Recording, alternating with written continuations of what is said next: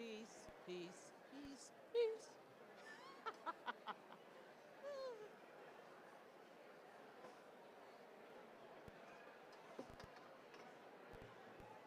Peace.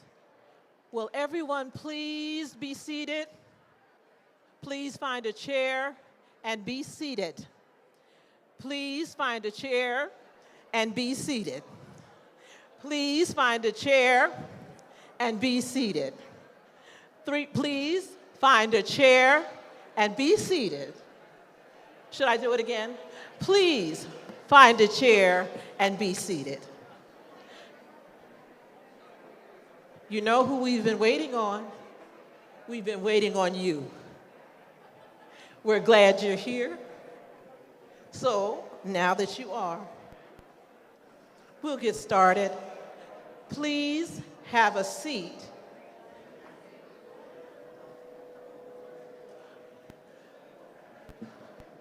Please have a seat.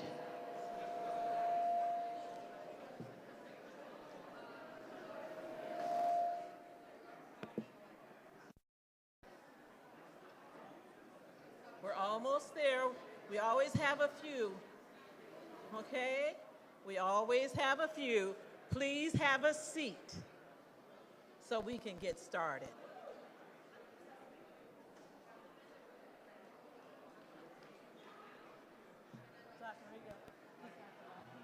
You are on it. I don't know. I don't want it buzzing. Thank you. And you are so persistent, Jazakallah. I said, you are so persistent, Jazakallah, here for the stairs. Oh, of course, yeah, I got that. You want a handheld one? Because we can just take this off right now. Oh, well, that's what I'll do, and I'll leave this here. All right, good. We're almost there. I see a few other people. Special invitation to you. Please have a seat so we can get started.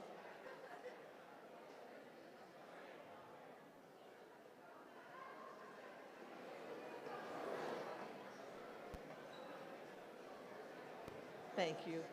And for those who have found a seat, thank you for being patient with the rest of us.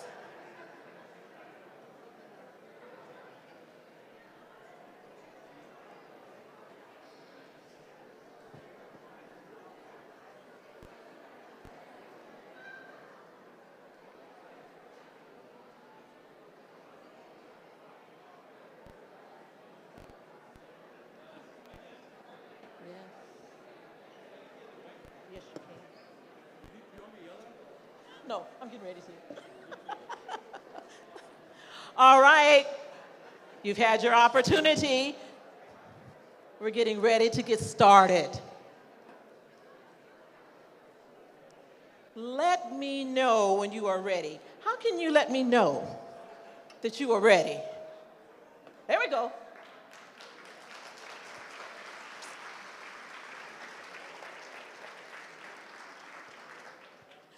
Thank you very, very much. First of all, thank you for coming. I want you to know that I say the same thing whenever I get an opportunity to speak. And I want to share this with you. Before we get started, once again, you are most welcome to be here, and you are in a safe environment. And I also want you to know that before we start anything at all, we started in the name of God. Bismillahirrahmanirrahim. Alhamdulillah Rabbil Alameen. Ashhadu an la ilaha illallah wa ashhadu Muhammadan abduhu wa rasuluhu sallallahu alayhi wa sallam. So for those of you who may not know, those are only good words. I said in the name of God, in the name of Allah, and all praises is due to Allah, and that I bear witness that I am a Muslim, and that Muhammad is the prophet and servant of Allah. You know who these little people, these young people, our future, our artists are? Who are they? Who have they been waiting for? Us. We might be the adults, but they still wait on us. So I'm thinking they're almost ready to get ready, or they've been ready. We're the ones getting ready. I would like to introduce myself. My name is Nadira Najib. I was one of the first principals of MET, and it didn't look like this. So you all have come and helped it to grow so that we have these jewels right here for you. So I want to welcome you. Know that we are thankful that you made it here, that you have a safe trip home. But while you're here, give us your undivided attention because this is a special opportunity to see our youth. Guess what? I say this every year, you could have been someplace else. You could have been, well, the games are over now. So you could have been somewhere else, but you're here with us. And we are thankful for you. Continue to support the school. Know that this does not happen unless you help. You make it happen. So continue to make it happen and know that if there's anything that we can help with while we're here, we're open to you. You are our brothers and sisters. So I was the first principal. I'm a mom, I'm a sister, I'm an auntie, I'm a cousin, I'm a grandmother. And my grandchildren go to this school, and my family is here. So we've got 3 generations actually coming here, and it's been good. So many other people I want to introduce you to. I guess that's my cue. So many other people we will introduce you to later, but I want to thank you. Thank you so much. Are we ready to get started with our sweetie pies? Are we ready? Whenever you want. I want. Okay? Alhamdulillah.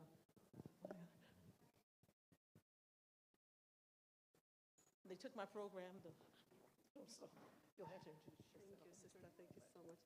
So you 3 together. Una. I got the one.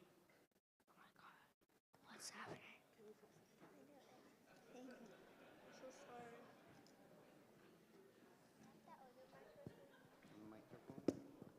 So like, you don't have to pick it up, Martin. You just have to keep it there.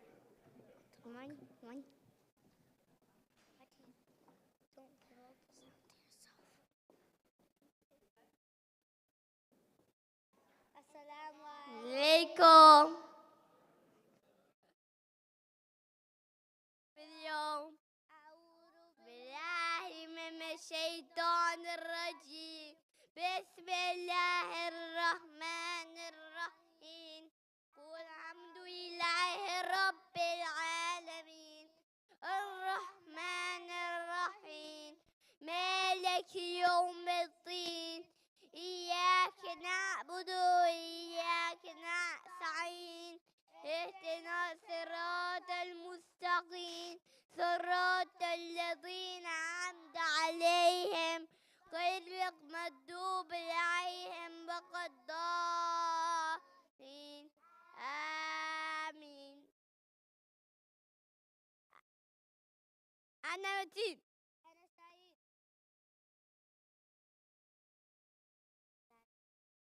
أنا ميرا. أنا ميدا. أنا هدى.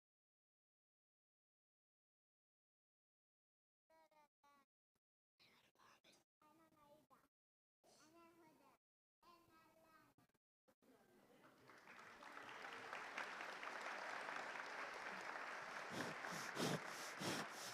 We're all clapping except for those people who are standing up. They're not clapping over there. What we grab the microphone. Okay, just kidding. I was not. Why's the buttons on the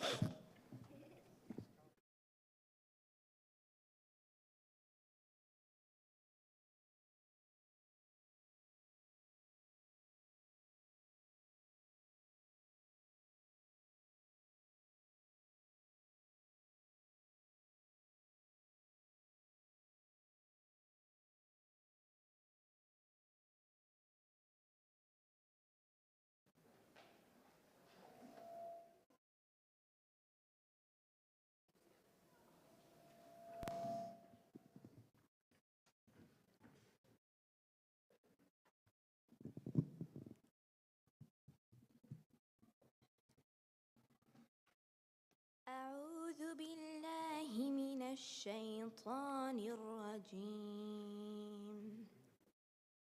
مثل الذين ينفقون أموالهم في سبيل الله كمثل حبة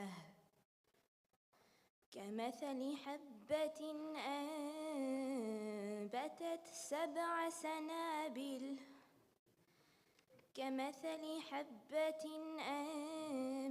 سبع سنابل في كل سنبلة 100 حبة والله يضاعف لمن يشاء والله واسع عليم.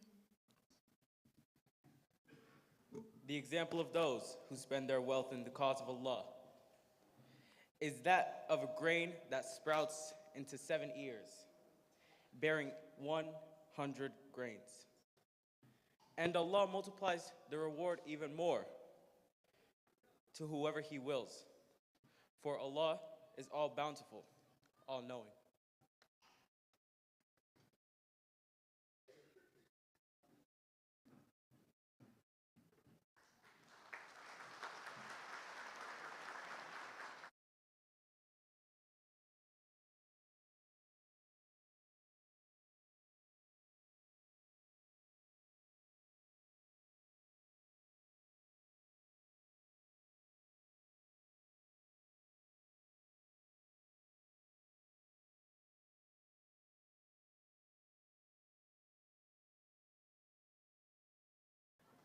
It's funny. My beloved brother was like, hurry up. We're late. So we're going to take our time and do a good job. We're going to enjoy each other's company. And everybody line up, come on. You know a lot of people out here. You see anybody out there you know? Give them a wave.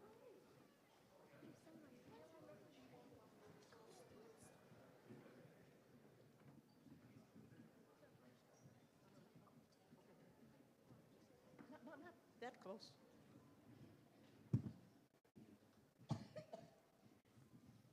Should I set this one down here?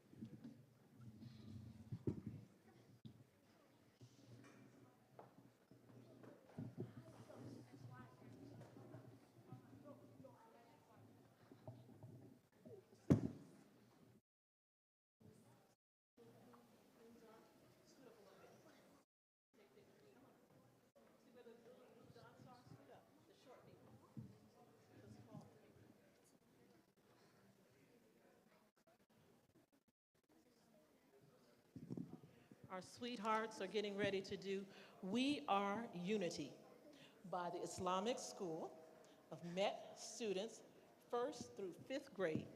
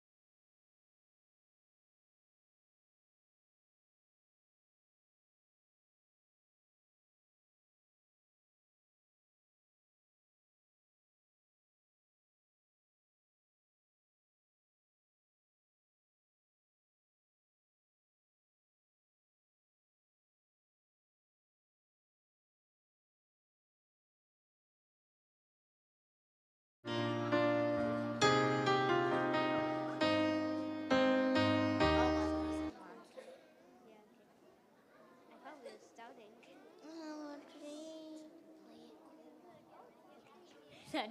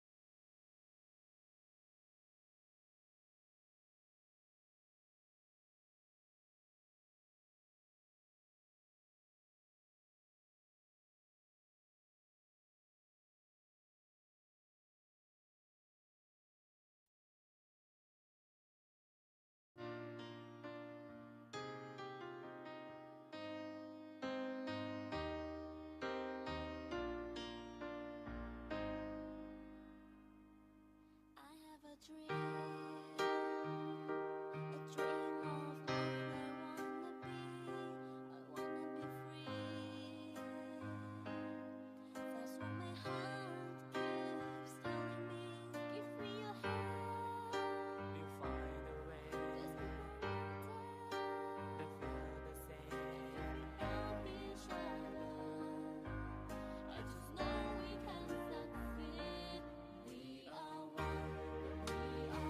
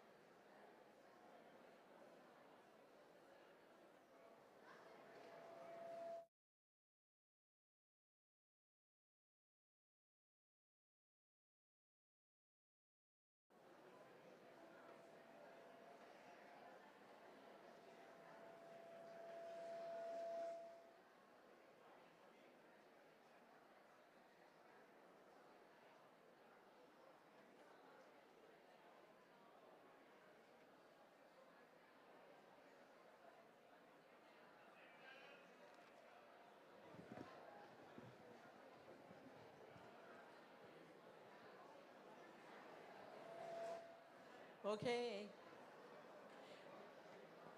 Need your attention.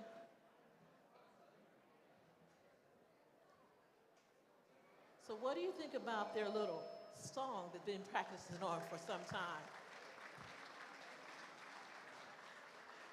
And I thought they did terrific coming together. I think they did better than we did.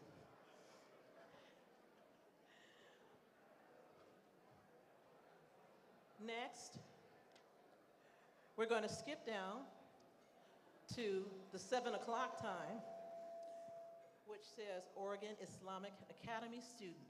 And these are speeches by the students here. We have Layla.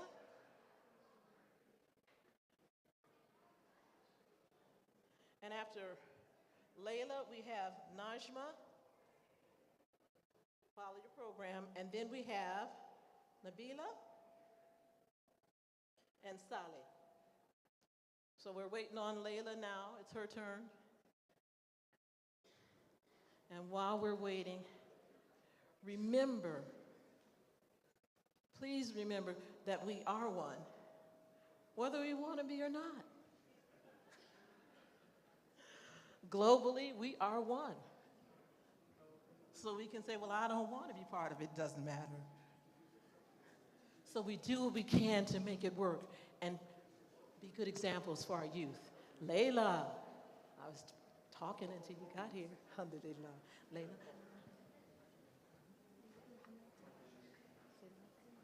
Okay. Layla Al-Muhammad. And her speech? Assalamu alaikum, everyone. My name is Layla Al-Muhammad, and today I'll be presenting the speech, Why Am I Not Good Enough by Olivia Vella. 1. Take a shower. You don't want to smell. 2. Pick out an outfit that will fit in with the latest trends and won't make you the laughing stock of the school more than you already are. 3. Put on some makeup so you can't even recognize yourself and your face tingles with unbelievable issue. You can't satisfy otherwise. You'd have ruined the hours of meticulous painting you apply to your face. 4. Don't forget to style your hair in elegant curls. You can't let everyone at school see how your hair frizzes up. 5. Shove your fat feet into those toe-pinching, blood-blistering Converse that everyone at school is wearing. You cannot be the odd one out. As you gaze into the bathroom mirror, you see a girl that somehow stole your reflection and replaced it with a completely different person. Every part of your outfit is uncomfortable, but even though you spent hours trying to look pretty, you will never be as good as those other girls at school. You are actually holding back a few tears, but it feels like you are holding back a tsunami of emotion. You can't let anyone else know how you feel. Otherwise, they will never respect you like they used to. Or did they ever? Why am I not good enough? 6. Get off the bus. 7. Find a group of people to walk to class with, because heaven knows you can't just walk alone.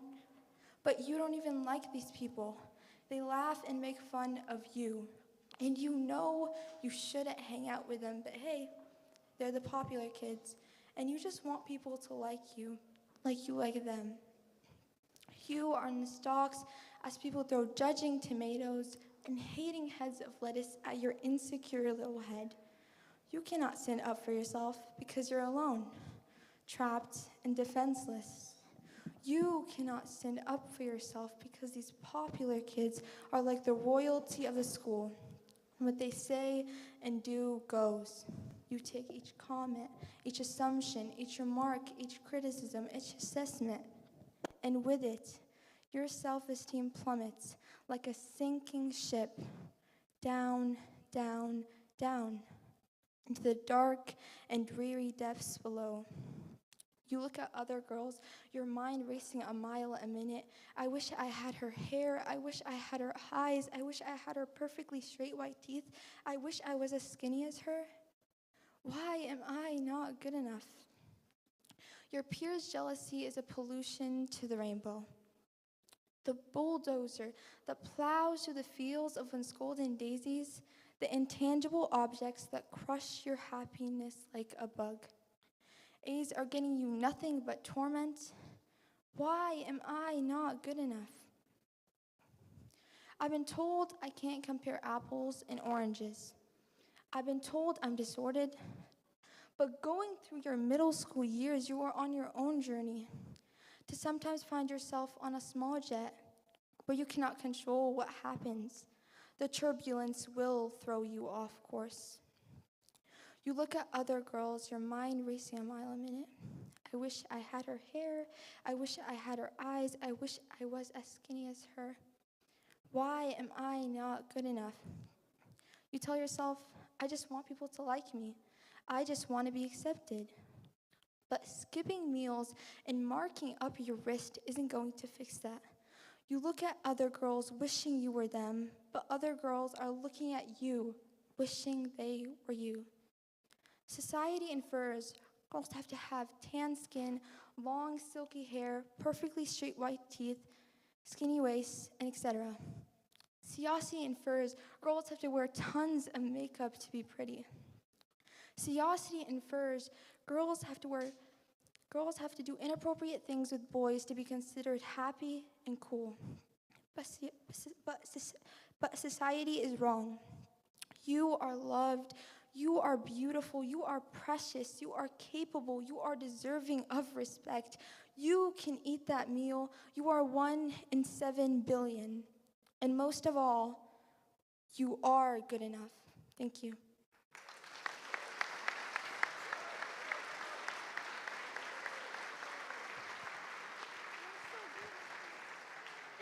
Najma? Me? Assalamu alaikum everyone. My name is Najma Jamal and I'm going to be delivering the speech, How to Make Stress Your Friend by Kelly McGonigal. I am a health psychologist and my mission is to help people be happier and healthier. But I feel that something I've been teaching for the last 10 years is doing more harm than good. And it has to do with stress. For years, I've been telling people stress makes you sick. It increases the risk of everything from the common cold to cardiovascular disease. Basically, I've turned stress into the enemy. But I've changed my mind about stress, and today I want to change yours. Let me start with a study that made me rethink my whole approach to stress. This study tracked 30,000 adults in the United States for 8 years, and they started by asking people, how much stress have you experienced in the last year? They also asked, do you believe that stress is harmful for your health? And then they used public death records to find out who died. Okay, some bad news first. People who experienced a lot of stress in the previous year had a 43% increased risk of dying. But that was only true for the people who also believed that stress is harmful for your health.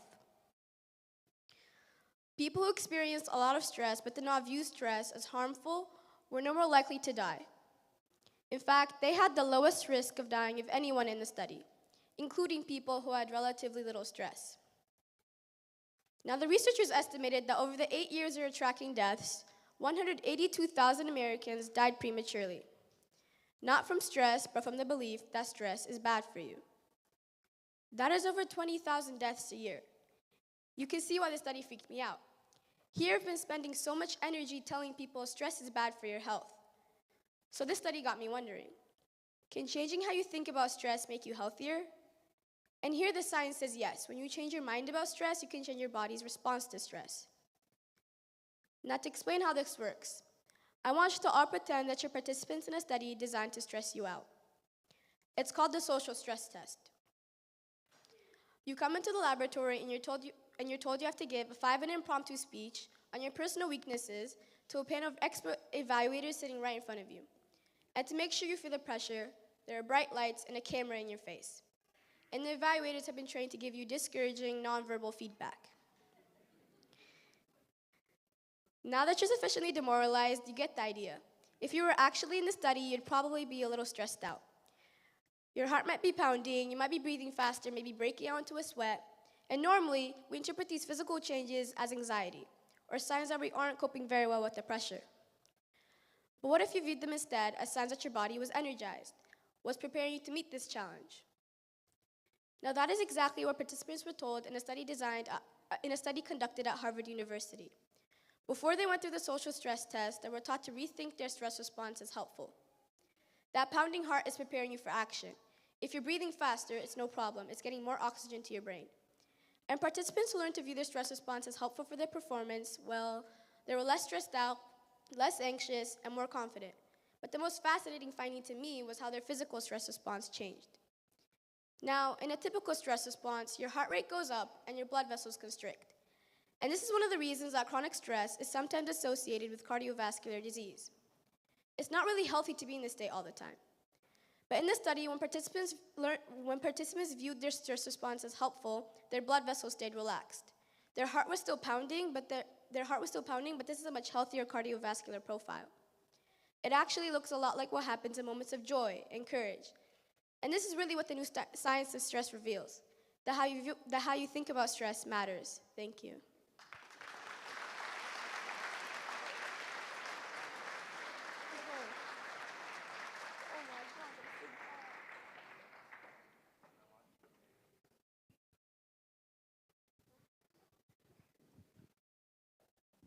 Assalamu alaikum. My name is Salah Ibrahim. I'm in 10th grade.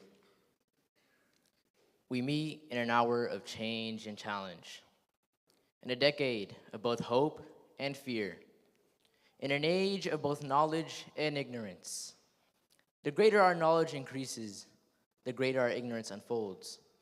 Despite the striking fact that most of the scientists the world has ever known are alive and working today, despite the fact that this nation's own scientific manpower is doubling every 12 years at a rate of growth more than 3 times in that of our population as a whole.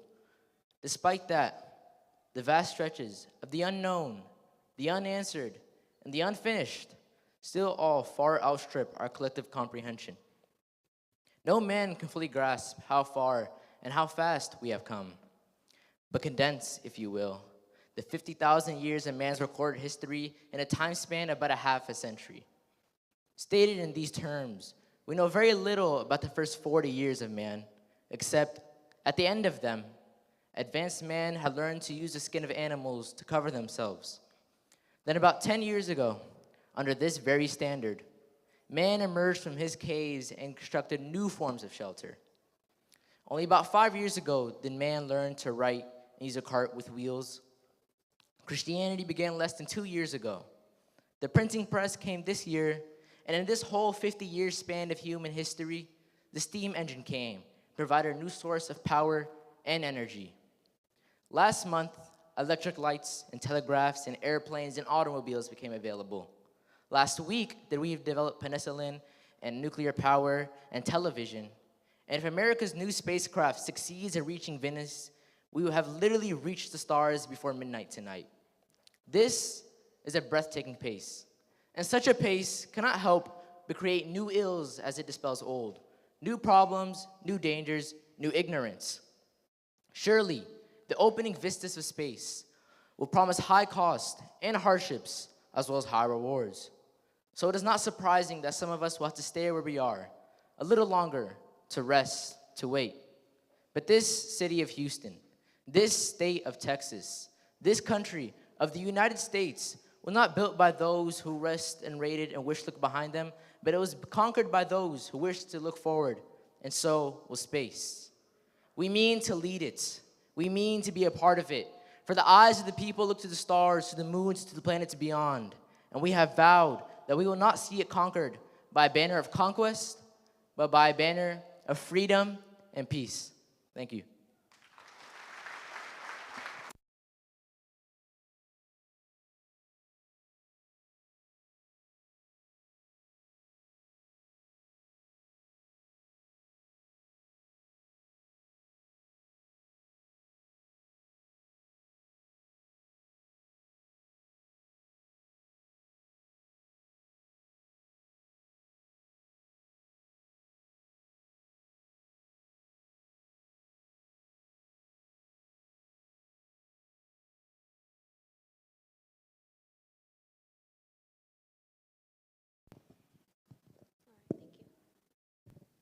Assalamu alaikum, everyone.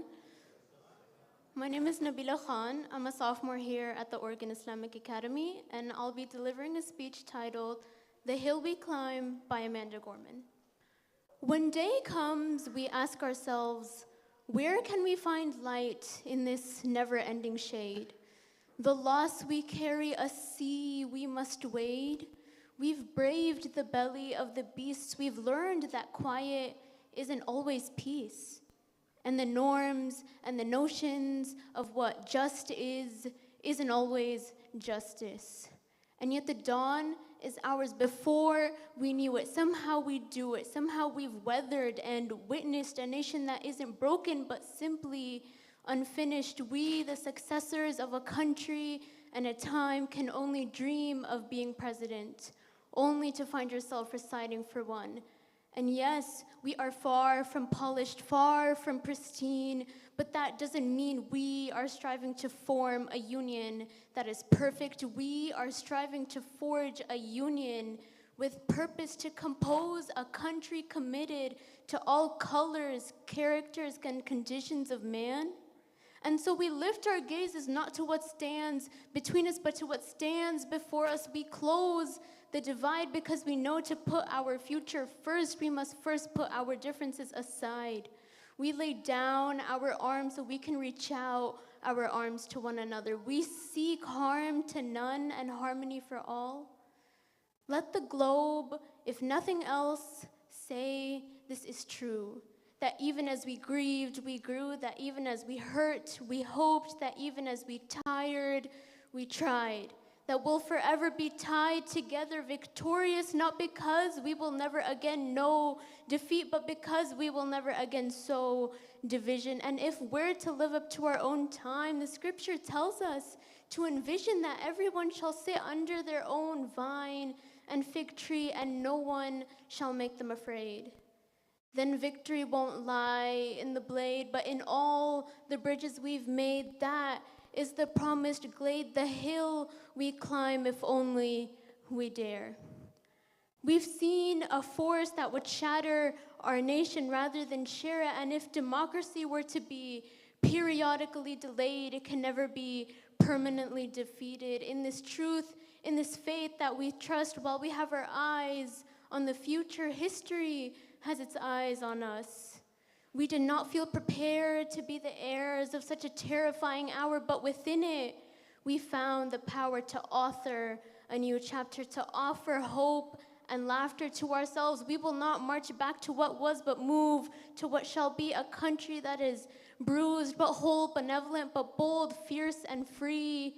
We will not be turned around or interrupted by intimidation, because we know our inaction and our inertia will be the inheritance of the next generation. Our blunders become their burdens. So let us leave behind a country better than the one we were left with. We will rebuild, reconcile, and recover, and every known nook of our nation and every corner called our country will emerge.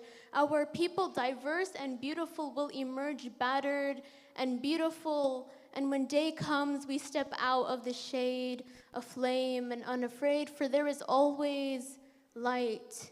If only we're brave enough to see it, and if only we're brave enough to be it. Thank you.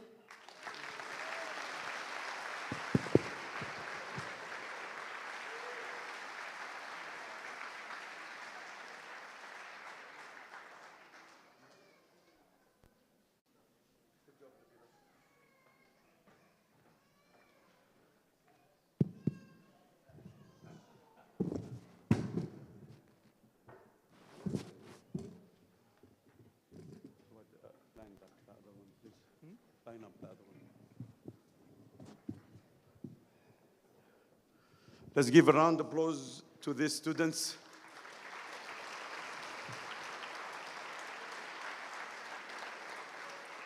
And their teacher, Teacher Julie, Dr. Julie Brown, for a great speech and debate class. Some of these students are first-time English speaking. May God bless them. And it is very important to celebrate this achievement of first generation of immigrants and refugees, to be able to speak English fluently and to engage in a healing voice. One of the most critical messages that they say that we need to close the differences. We need to heal and unify. And this is the only way for us as people of goodwill, as Jewish, as Christians, as Muslims, as Hindus, as Buddhists, as any label you want to label yourself, that we cannot move forward with the divisive politics. We need to enhance and advance ourselves. Yesterday was the International Women's Day. My mother, when I was a kid, she reminded me that there are 9 sisters ahead of you, Wajdi, and I'm the youngest of all.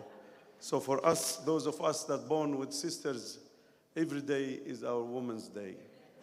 365 days. We want to celebrate our beloved mothers, grandmothers, daughters, spouses, wives. May God bless you for being patient with us men that are divisive today, men that are not caring for our earth and our universe. Today, we want also to celebrate our public servants. We have some of our elected officials here. Would you please stand? I won't name all of you, but please stand if you are an elected official. I see our Multnomah County and the city of Portland and Clackamas and the Metro. And we see also our candidate for Congress, Sushila Jaipal. I don't know where is Sushila. Sushila, come please, you have a seat here in my table. Please come forward. And we see also our brother Jeff Goodman, a Jewish gentleman that's running for treasurer.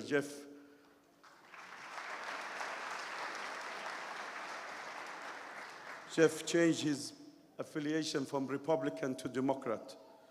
And I changed my affiliation from Democrat to Independent.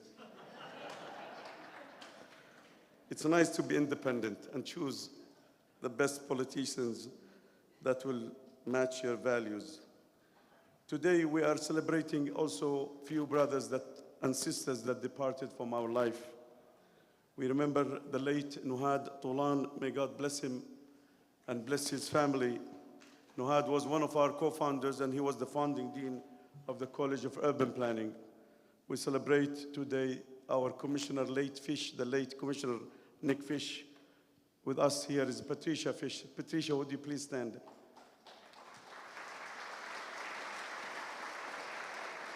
Nick was a dear brother to me and dear brother to many of our brothers and sisters in our community. We celebrate today also our late brother, Larry DeBlock, and we have here his wife, Sister Leila Kali, a great supporter and a Board of Trustees member. Leila, would you please stand? And we celebrate many.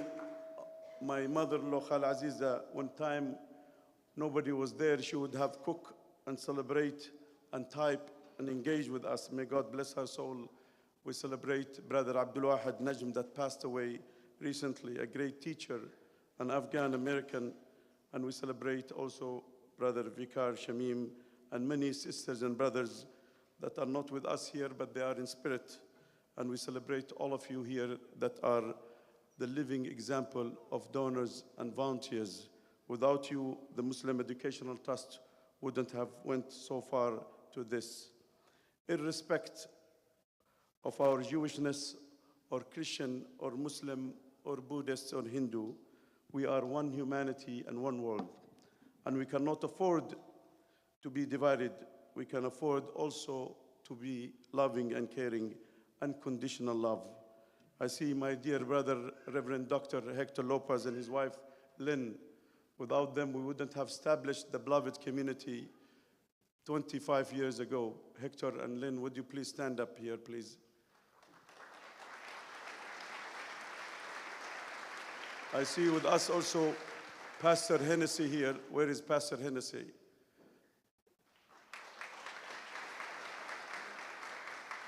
And I see with us also Dr. James Mason, my classmate at PSU. Dr. Mason, would you please stand up? The president of the Urban League. And I see with us my dear first president and the Imam, the first Imam in our community, the African American leader and Muslim leader, Imam Najib. Would you please stand up?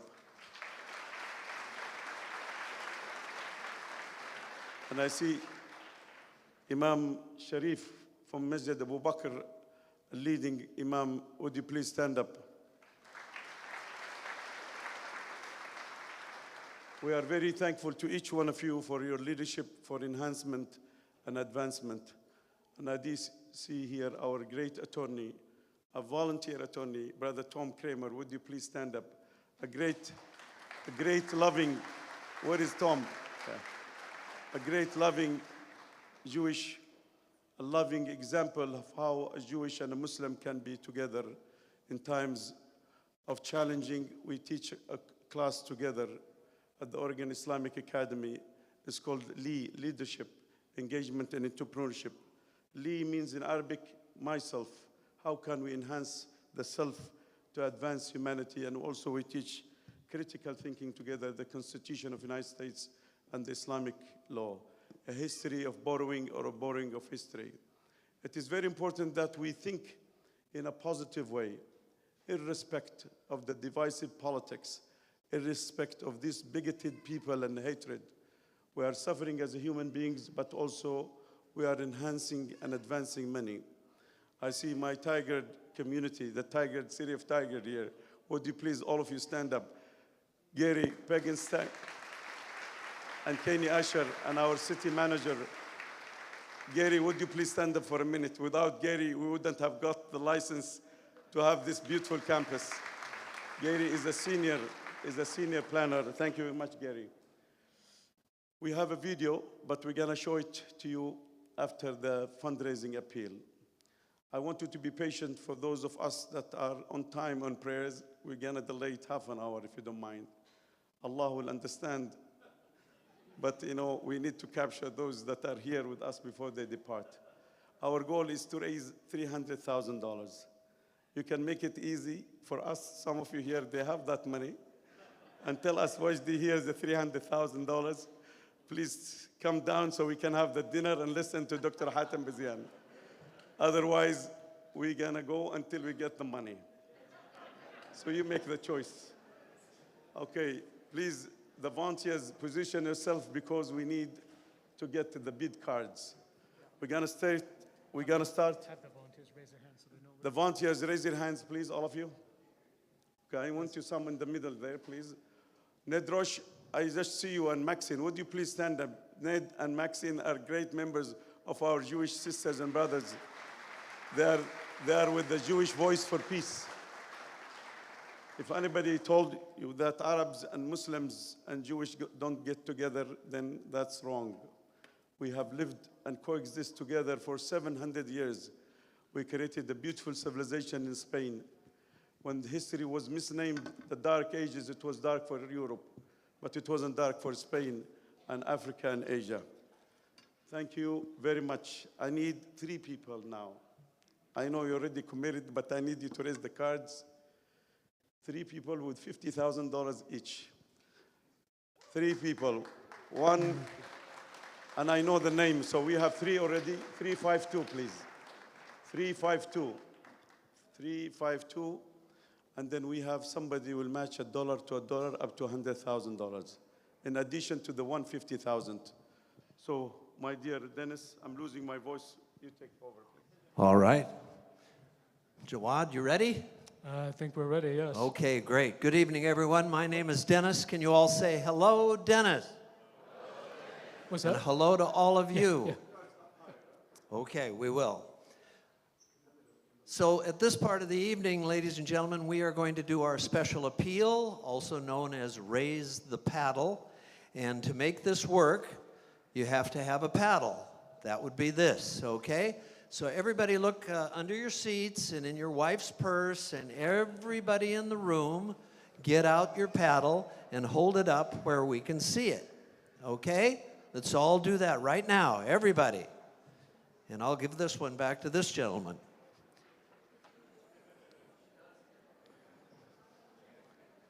Okay, well, I want to take a picture of all of you with your paddles in the air.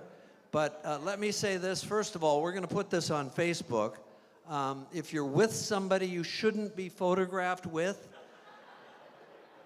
just put the bid card over your face, okay? All right. All right, everybody, put them up, put them up, put them up. Up, everybody in the room. Come on, here we go. Oh, this is going to look great on Facebook. Oh, wonderful. Good job. Give yourselves a big round of applause. So, we're going to make this as painless as possible, right? Do that. We are going to start at the number 50,000 that was suggested by Brother Wajdi, and we're going to go down in increments. We'll go to 25,000, we'll go to 15,000, we'll go to 10,000. Don't worry, we're going to keep going down. We'll go to 5,000, then 2,500, then 1,000, then 500, 250, and $100, okay? Wherever you feel comfortable in making a donation to the students here at MET, to the programs that they're sponsored here, just put up your card at that number and we'll call it out, and it's that simple, okay? Any questions? Dennis, we should also add that at your tables you have a QR code, so you can scan that QR code. It goes directly to their online fundraiser. You can also go to our website, www.metpdx.org, and it goes to the website as well. And lastly, you were seeing one of the slides where you can actually text 44321, and if you text GO MET to that number, it takes you straight to the fundraiser as well. So there's no escape. There's so many ways to do it. And we can also check out after you make your bid as well, too. So, Dennis, let's start. But to keep it all straight, go ahead and put your bid card up first, lock yourself in, we've got your number, and then go online, pay at the door, do the QR code, whatever, okay? So let us register it first, and then you pay afterwards. Go ahead. All right. Let's start. Is there anyone here who would like to make a donation at $50,000? $50,000. Just put up your bid card. Okay, what about $25,000? $25,000. Number 430, 3 times. No. 20,000? 30,000. 30,000, thank you. Number 3, you had me. Okay, thank you for that donation. $30,000, yes. Wonderful. Anyone want to go for only 25,000? Only. Only. How about 15,000? Where? Wait. Right here. 25. 414. 20. Good. 414. Thank you very much. Big round of applause. These are big numbers. And at 25,000, number 352. Thank you, Brother Wajdi. Anyone else at, let's go to 15. $15,000. How about that? Anyone at 15? How about 10? 10,000. Wait. Yes, Hold number the cards up. 331. 331. Thank you. Number 407. Thank you. Way in the back, number 211. Thank you so much. Anyone else at 10,000? How about 5,000? Number 206. Thank you. Anyone else at 5? Supporting these students, these Yep. programs, And 5,000. Pardon me, I'm sorry? 281, thank you. And how much was that for? 5? Thank you. Thank you very much. Okay, anybody else? Do you want to tell them that Ramadan starts Monday? Ramadan starts Monday. This is the great way to get it started. Although I know people wait until Ramadan to donate, but this could be a great way to get it started as well. Okay, how about 2,500? Number 282, thank you very much. Number 285, thank you. Number 352, thank you. For how much? say 50? 30, okay. Clerks, take notice, that was for 30,000, that one. Dennis. Back. This is for 25, right? This is 2,500. Can we get the 2,500 208. numbers back up again? The 2,500 numbers back up again? There was 208, 282. 285, and 208. Okay. Anyone else at 2,500? This is a big one. How about $1,000? $1,000. Keep them up, keep them up. Hold on. Keep them up. Guys, get them all in. And when we call your number, then you can put it down. Number 304, thank you. Number 264, thank you. Number 261, thank you so much. Keep them up. Number 351, thank you. Number 419, thank you so much. 261 have we called your number yet? Okay. And 402, thank you. And 321, thank you. And 401, thank you. 413 as well, 413. 413, thank you. 409, that was you? Okay. 201, thank you so much. 382, thank you. 430, another one? 417, thank you. 218, thank you so much. 283, anybody else? Yes, 293. Anyone else at 1,000? They'll feel Okay. it soon. They'll come back to it. Here we to go. 500. It's time for the 500 Club to all make yourself present. Let's see the $500, please. All right, keep them up. All right. 433, thank you very much. 448, thank you. 302, thank you. 341, thank you. 433, thank you. 300 on the nose, thank you. I see cards going down. 288, thank you. 394 and 377, thanks. 411, thank you. 427, thank you. 292, thank you so much. 275, way in the back, thank you. Way in the back. 449, thank you. 441, thank you so much. 266, thank you. 330, 330, and 339, thank you very much. All right, that's the 500s. And how about $250? $250 makes a big deal of difference. All right. 340, thank you so much. 439, thank you. 370, thank you. 212 and 220 in the back, thanks to you guys. 338, thank you. 349, thank you. 205, thank you.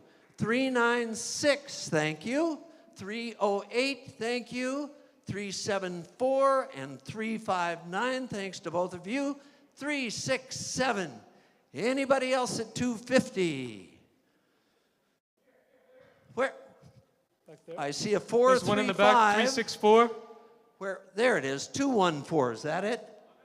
364, we got And that 364. They're popping up all over the place, like mushrooms.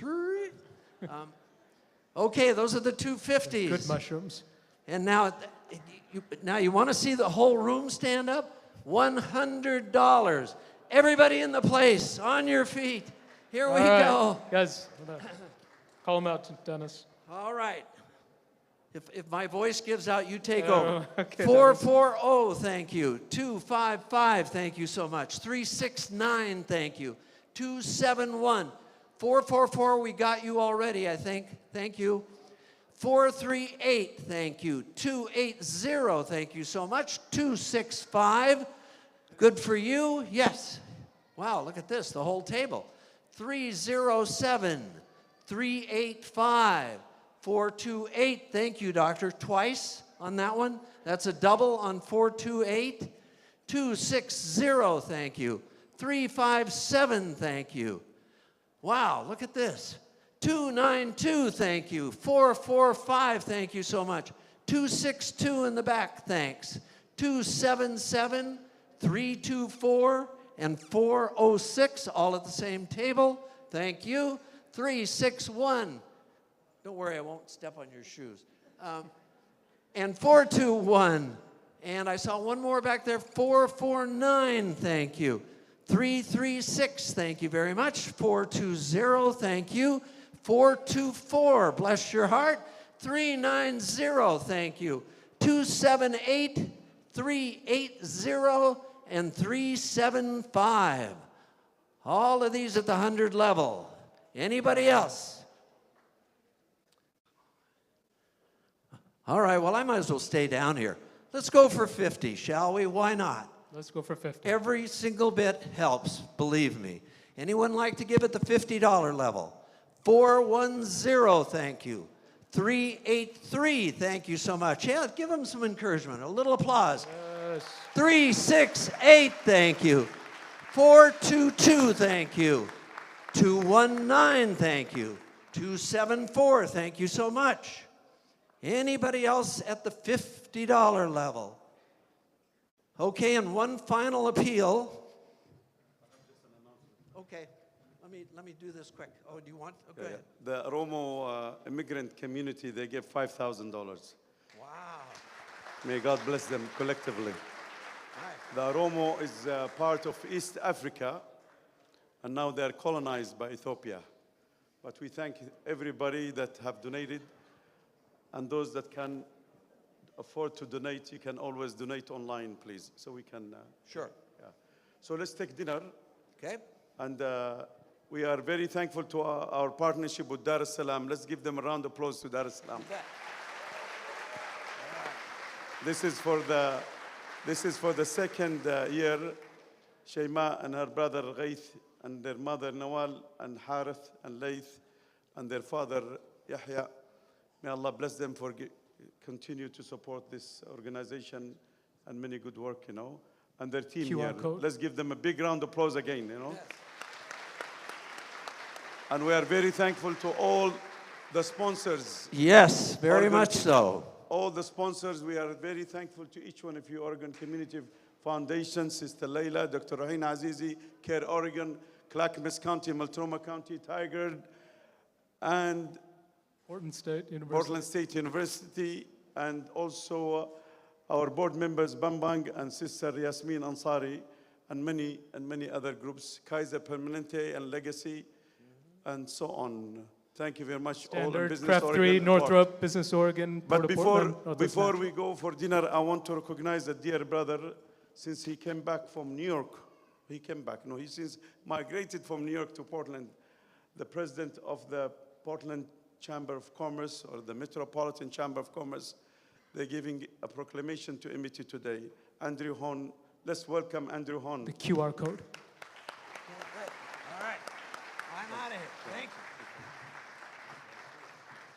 And let's give our great brother Dennis Caldera for his continuous partnership with us, and to Jawad Khan, and to the many operations and the MET community relations and boards and staff.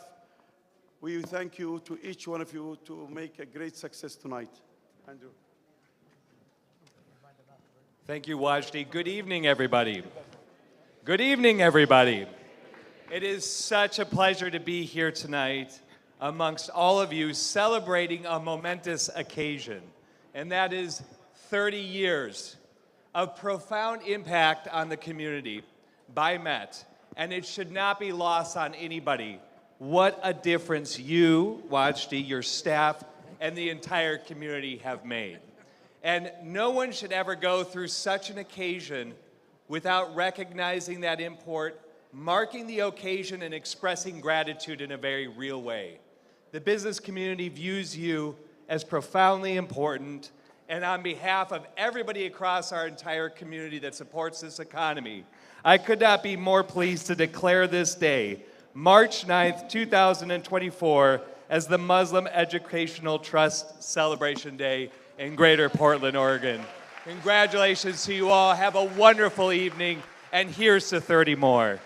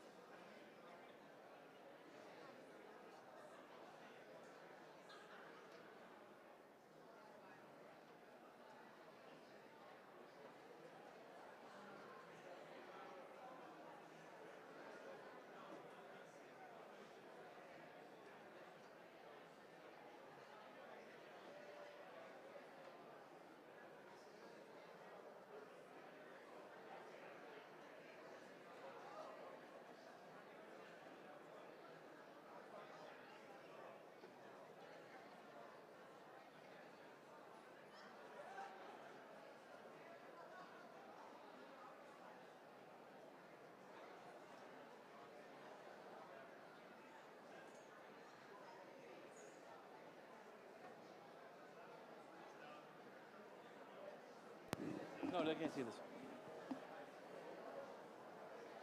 I need my mouse. They have a logo, they have.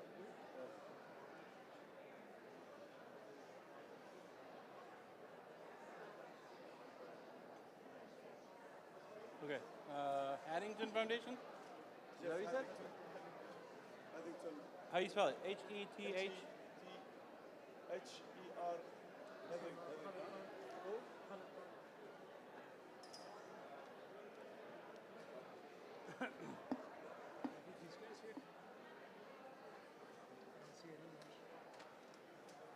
Hetherington, right? Does I spell right? Yeah, spelled right.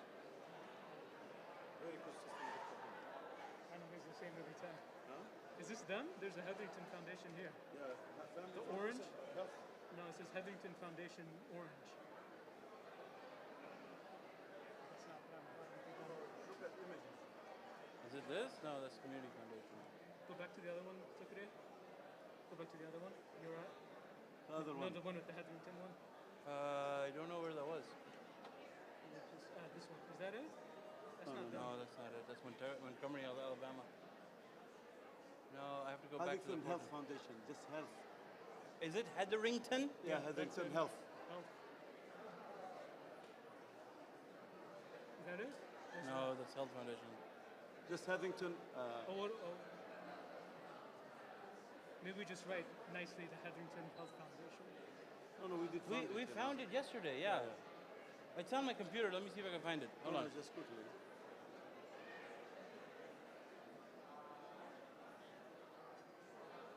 Oh, not Heathering Foundation. Hold on.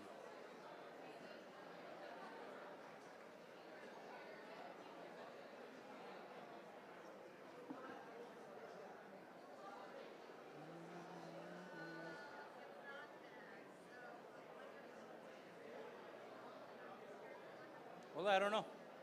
Oh, that's because I'm using Bing. Bing is.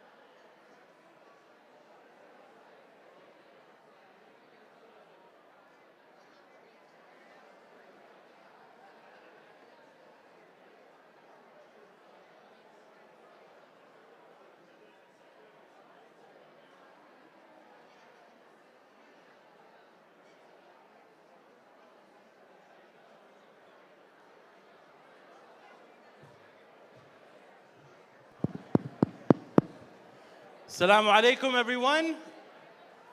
Assalamu alaikum, everyone. If you could please return to your seats. Jazakallah khairan. We are going to be showing something on the screen here in a minute. If everyone can return to your seats, because I'm turning the lights off, just FYI.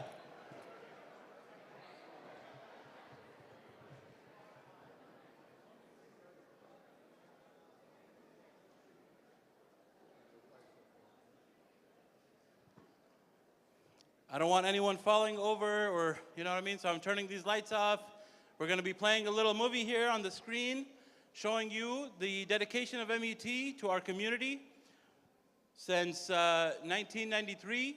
And if you could just bring your attention to the screen, we'll be playing that now. Jazakallah khair. Just return to your seats.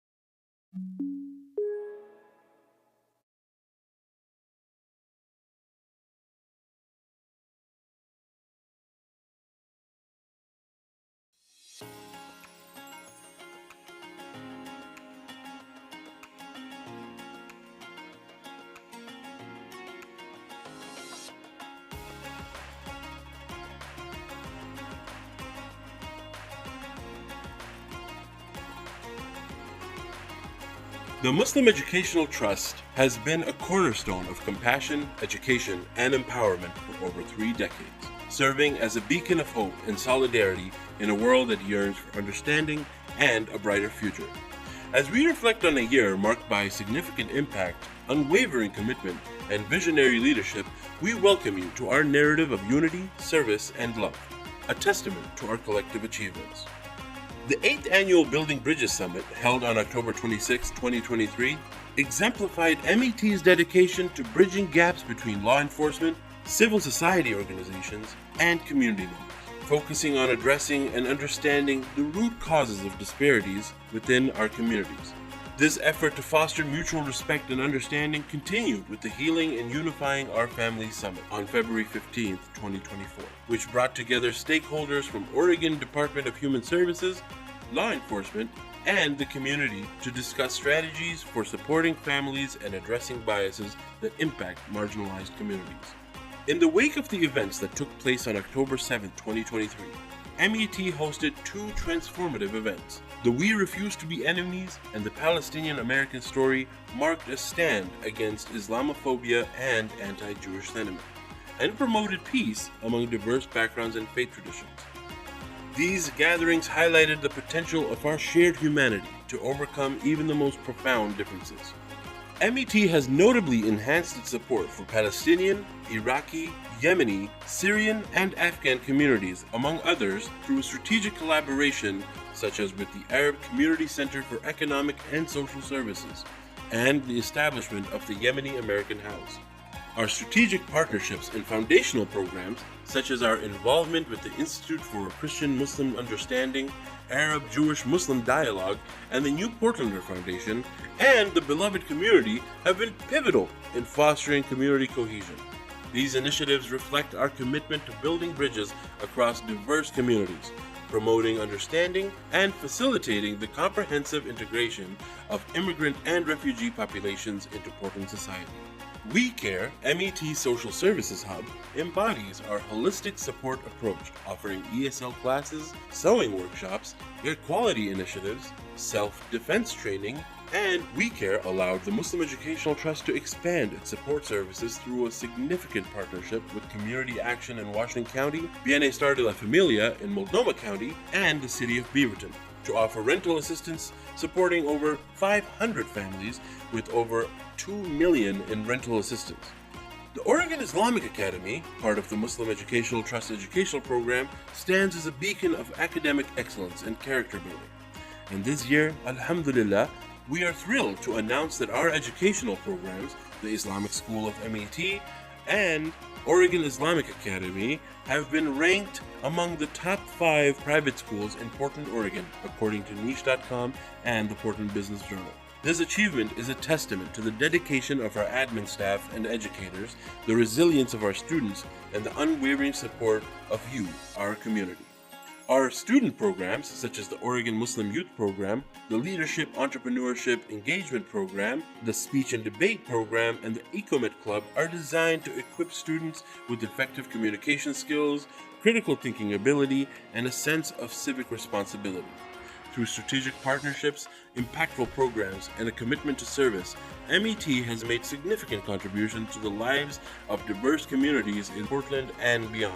Our narrative of unity, service, and love underscores the transformative power of collective action and enduring impact on our shared journey towards a brighter, more inclusive future.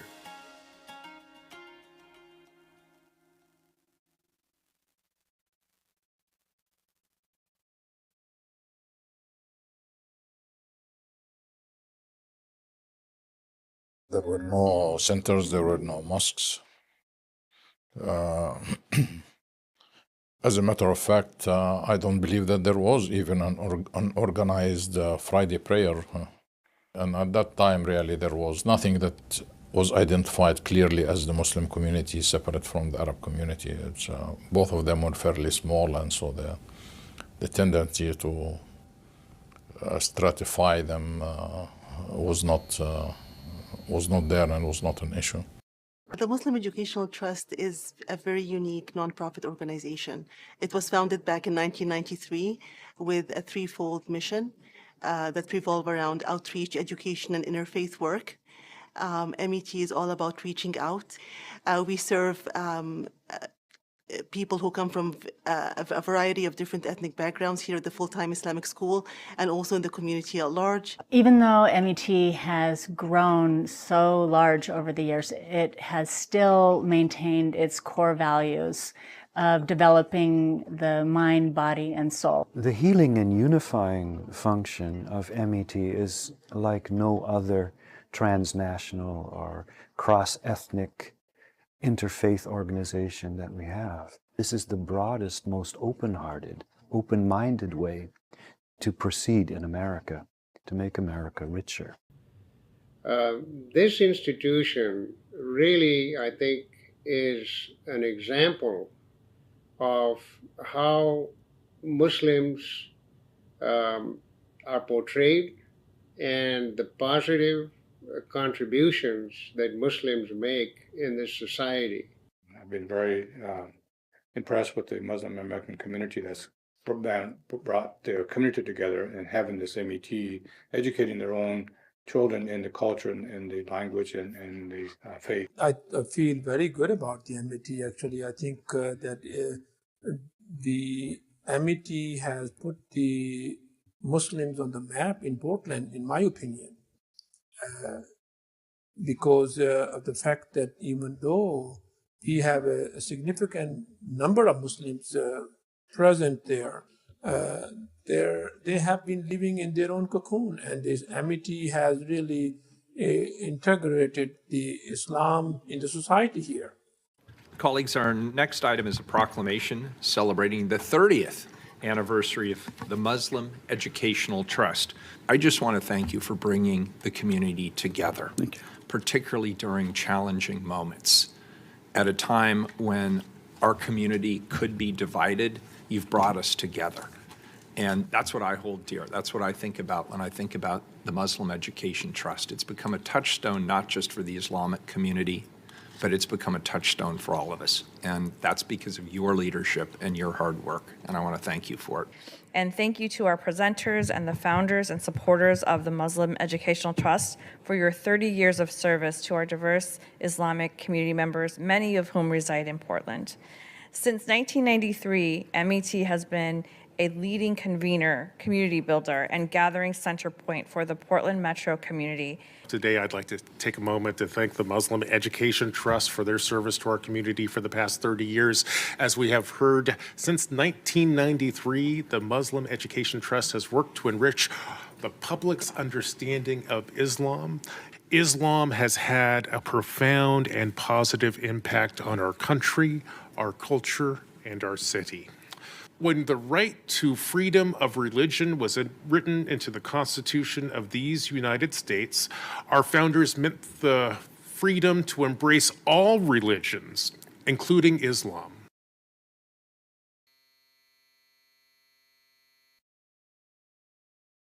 Ron Wyden here to congratulate all of you at the Muslim Educational Trust for 30 years of truly incredible work. Over the years, I've been heartened to see MET's success in building bridges, advancing real dialogue, and increasing civic engagement in Portland's growing Muslim community. MET has truly been a driver in enhanced quality of life for the Muslim community in the Portland metropolitan area, and a well-deserved congratulations on being fully accredited to teach young Muslim Oregonians from pre-K to graduation day. I've always so enjoyed my visits to the community center and meetings with community members. I'm looking forward to the next time I get the chance to swing by. Thanks for all you do. Big, big, big cheers to 30 years. Greetings to all my friends at the Muslim Education Trust, and congratulations on celebrating 30 years of not only educating and empowering Portland's Muslim community, but 30 years of building bridges of understanding between religious communities and contributing in incalculable ways to the social and civic life of our state. All the way back in 1993, all of you founded an organization on a vision of enriching the public's understanding of Islam, dispelling common myths and stereotypes, helping to educate and inspire future generations of community leaders. And you have succeeded. You have turned that vision into a reality. Your monthly forums have brought together groups and organizations that represent over 48 different ethnic groups speaking more than 80 languages and dialects to share thoughts, to share ideas, to engage in a constructive dialogue on a broad range of topics. This year, your Islamic school and academy will have graduated 13 consecutive classes of seniors with 100% college admission rate. Your Youth Ambassador Club has helped get high school students civically engaged in their community. You have helped launch interfaith organizations, turning walls that too often divide us into bridges that bring us together. There is so much for you all to look back on and to celebrate tonight. But in addition to looking back, we need to look ahead, especially as we approach Ramadan, a month of reflection and community. We need to recommit ourselves to the vision that your trust, your Muslim Education Trust, was founded on. The vision of working to make Portland metro area one of understanding, compassion, love, and unity.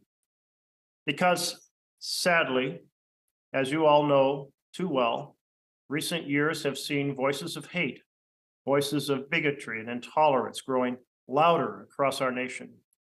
So we need to work extra hard to build those bridges of understanding that will drive out darkness. As it says in the Quran, humanity is but a single brotherhood, so make peace with your brethren. We must keep working, keep striving to create a more just, a more peaceful world for all, just as the Muslim Education Trust has been doing for the last 3 decades. I look forward to continuing to be a partner in these efforts in the months and years to come. So enjoy your evening, and please keep up your important, inspiring work, and may you have a very happy and blessed Ramadan.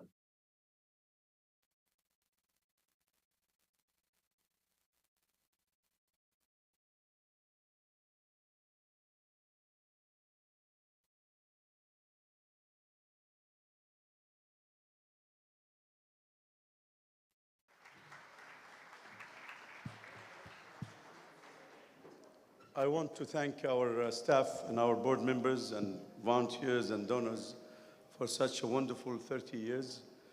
And in particularly, I want to recognize our two of our major foundations here in Oregon that they will reflect in what they do on the Oregon Community Foundation and the Heatherton Health Foundation. Lisa Mensa, would you please join us for 3 minutes reflections? And Jeff Haddington, would you please? Both they are believers in integrating minorities and mainstream America to be a source of healing and unifying. Let's welcome Lisa Mensa and Jeff Haddington.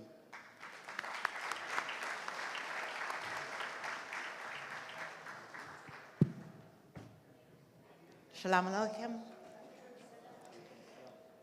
This has been a night about unity, and I'm so proud to stand representing Oregon Community Foundation, our table, our board member, Al Barkuli, and I'm so proud to be here as an Oregonian.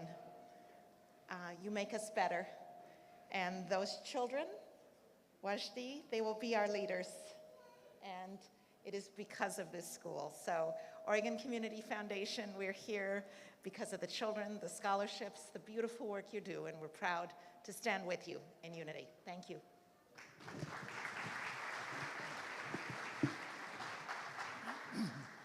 Thank you. My name is Jeff Hetherington, and I'm really pleased. Can you hear me? There we go. Very pleased to be here this evening and see what Wajdi here has and some of the rest of you have created. When you sit and watch these students, you just have to be amazed at what they have accomplished at their ages versus what we see in the rest of the community. And because of that, I've decided I'm going to nominate Wajdi to be the Superintendent of Public Instruction for Portland's public schools.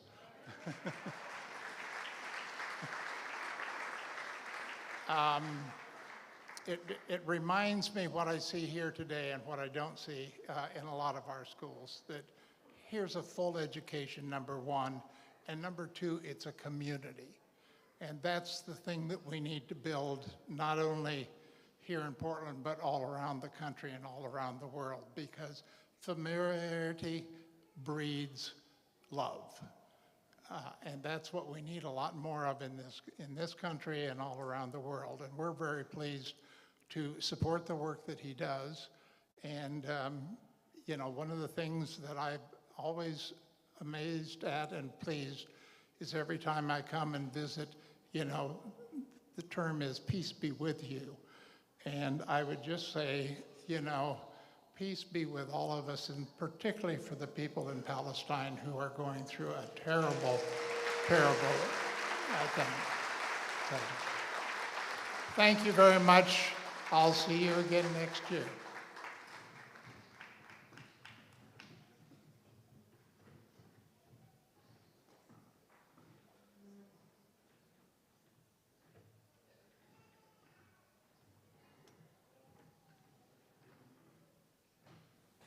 Thank you very much, my beloved sister Lisa and my beloved brother Jeff, for your continuous support. Without further delay, I met our keynote speaker tonight almost 25 years ago. He was a young professor at University of California, Berkeley. Dr. Hatem Bizian is a leading scholar in Islamophobia, not only at the national level, but also at the international level. Dr. Hatem Bizian, also a co-founder of the Zaytuna College in California, the first accredited higher education Islamic law school.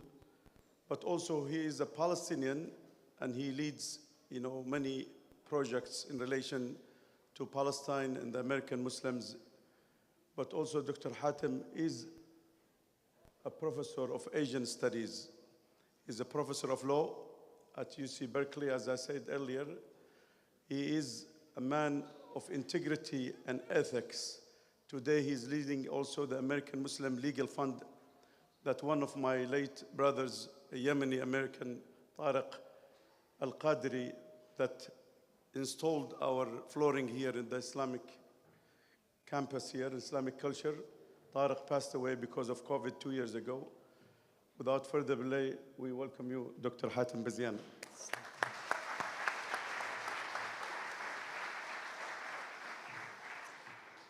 السلام عليكم ورحمة الله وبركاته.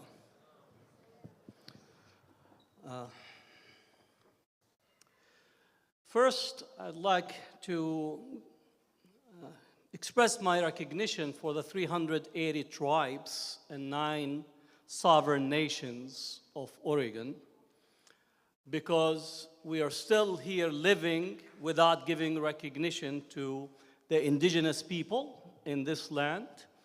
And until we reconcile and we really arrive at a moment to undo the original sin, we're still, America is a work in progress. So as a Palestinian, I can't speak anywhere without first making sure that the indigenous population that on their land we are today living are given the recognition, and whatever I can do to reconcile and make sure that their rights, their history, their contribution, 11,000 years history that we still have not actually taught. Many of the books still are silent on that history.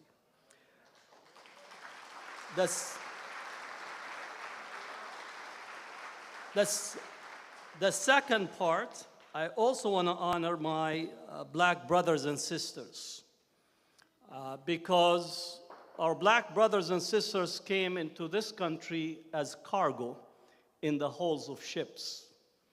And they had to resist, they had to rise up, they had to persevere to define the moral, ethical arc of this country.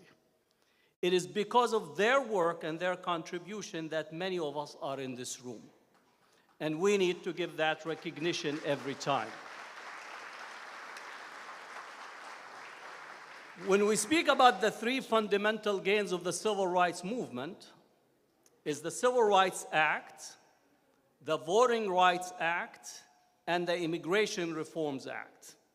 And if we notice, these 3 are today under assault for a particular reason, because somebody is trying to dream of taking America back and reclaiming what is theirs. The question is, what is it that they're trying to reclaim back, if it is not something that does not include all of us in here with the diversity that we saw on the stage, but also the different articulations that we have on a daily basis. When somebody says we want to take our country back, I need to remind people that actually that became the calling cry after the first Muslim president, Obama, just a joke, right, was elected. I said at the time of his election, and that's actually where I started having a project on Islamophobia at UC Berkeley, because people who opposed Obama really wanted to use the N-word on him. But they felt comfortable to use the M-word as a signpost for the N-word, because they felt comfortable of expressing anti-Muslimness, but in reality, they wanted to use the N-word because they were not comfortable that a black president is entering in the White House that was built by slaves and should be actually transformed into being the Black House because it belongs to those who have built it. And therefore, Islamophobia in this country corresponds to that moment. The only black president that made it to the White House have generated this massive opposition, and the birther movement was born at the moment that Obama got elected. I disagree with Obama on his policies in the Muslim world, but we need to make those connections. Islamophobia was monetized at the ballot box in 2008 in the United States.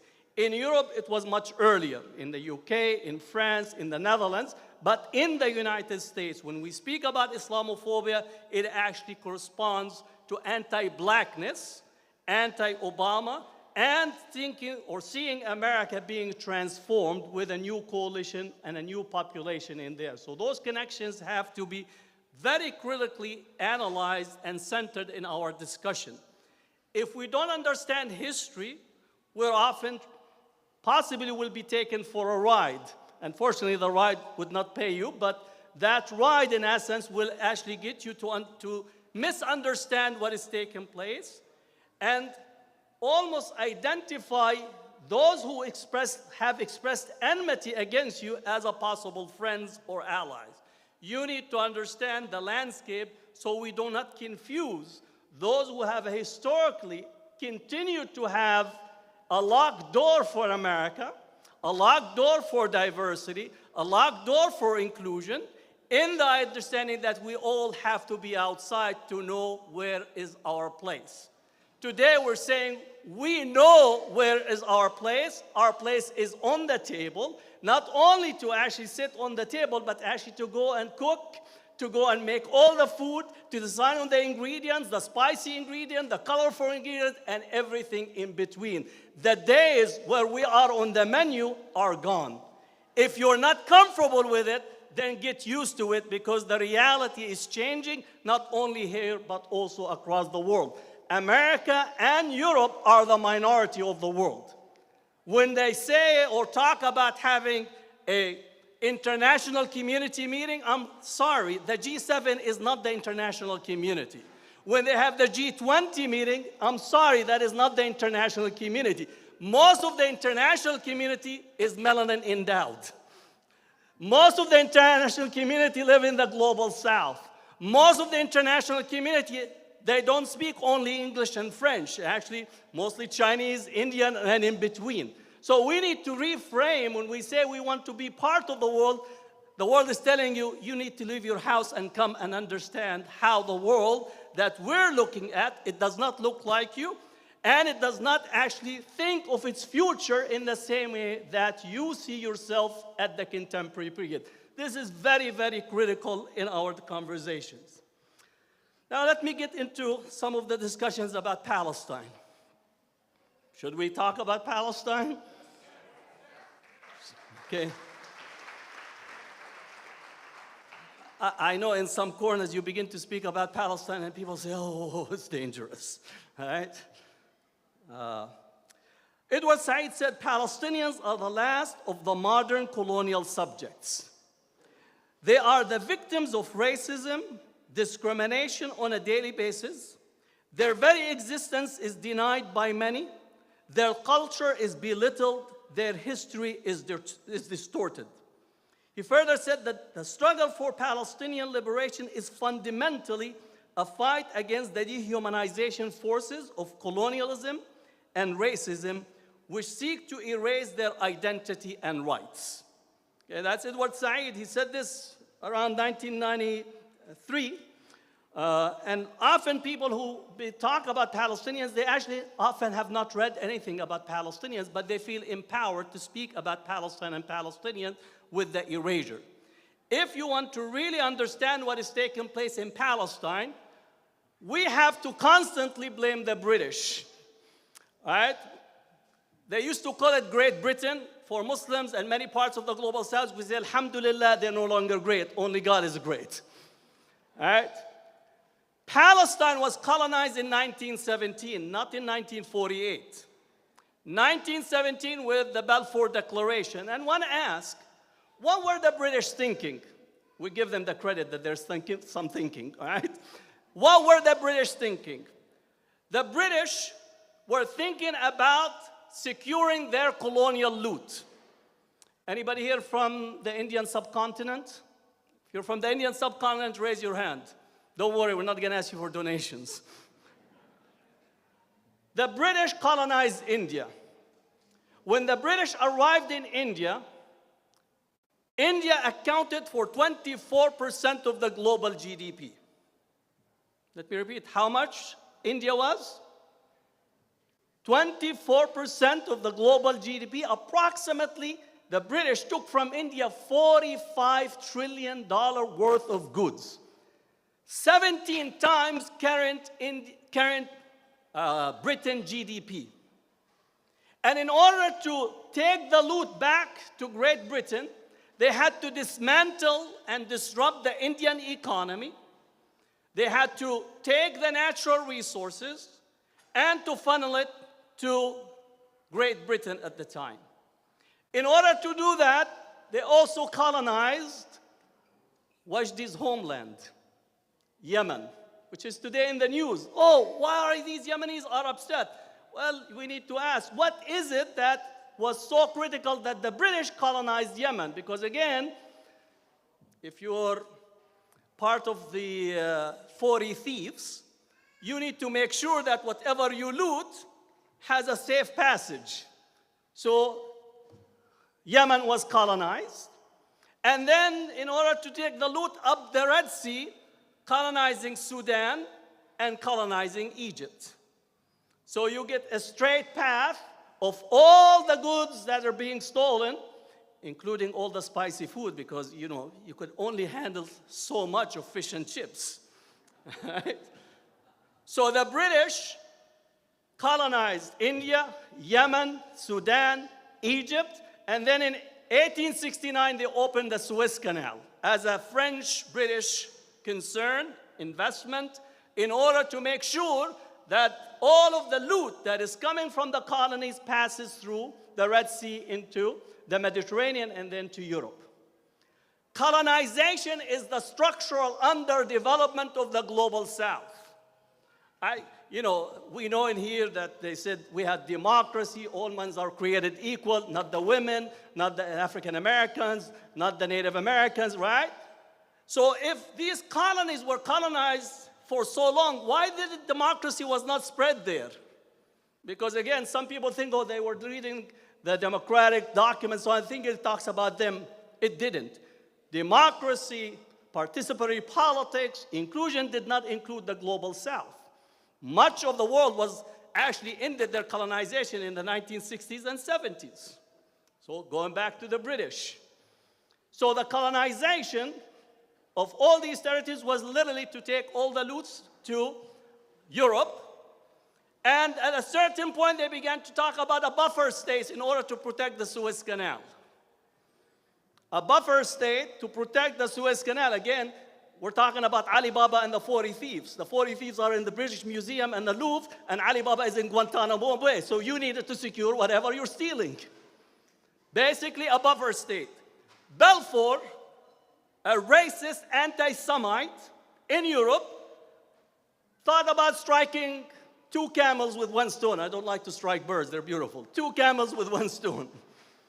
On the one hand, we could solve the Jewish question, which was a European anti-Semitic question, and we'll secure our colonial possession by creating this colonial state in Palestine. Not because of the love of Jews and not of the hate of Muslims, the love of wealth. All right? So that's what the British and Europe had two racist questions.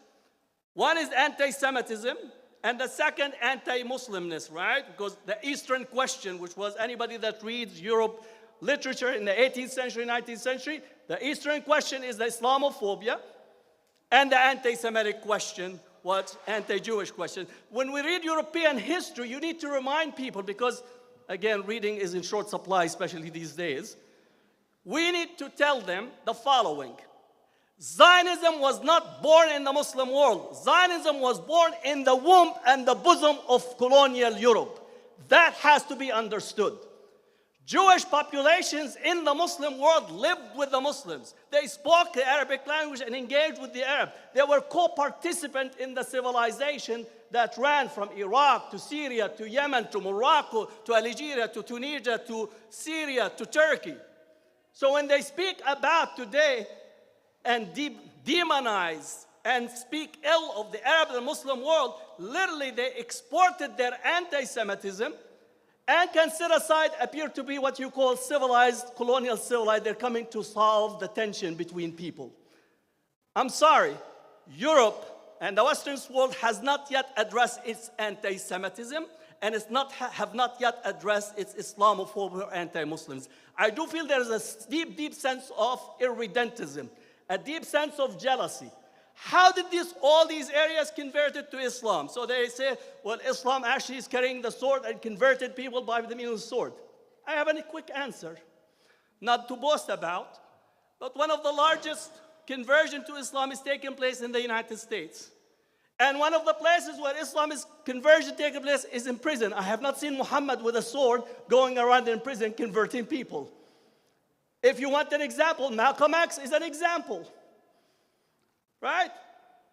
Malcolm X is an example, and actually his narrative is one of the dominant narratives that people get inspiration by the story of Malcolm X. Not to boast, but again, Europeans want to project their history on the Muslim world as a way to resolve their own 12-step program, which I recommend they should take.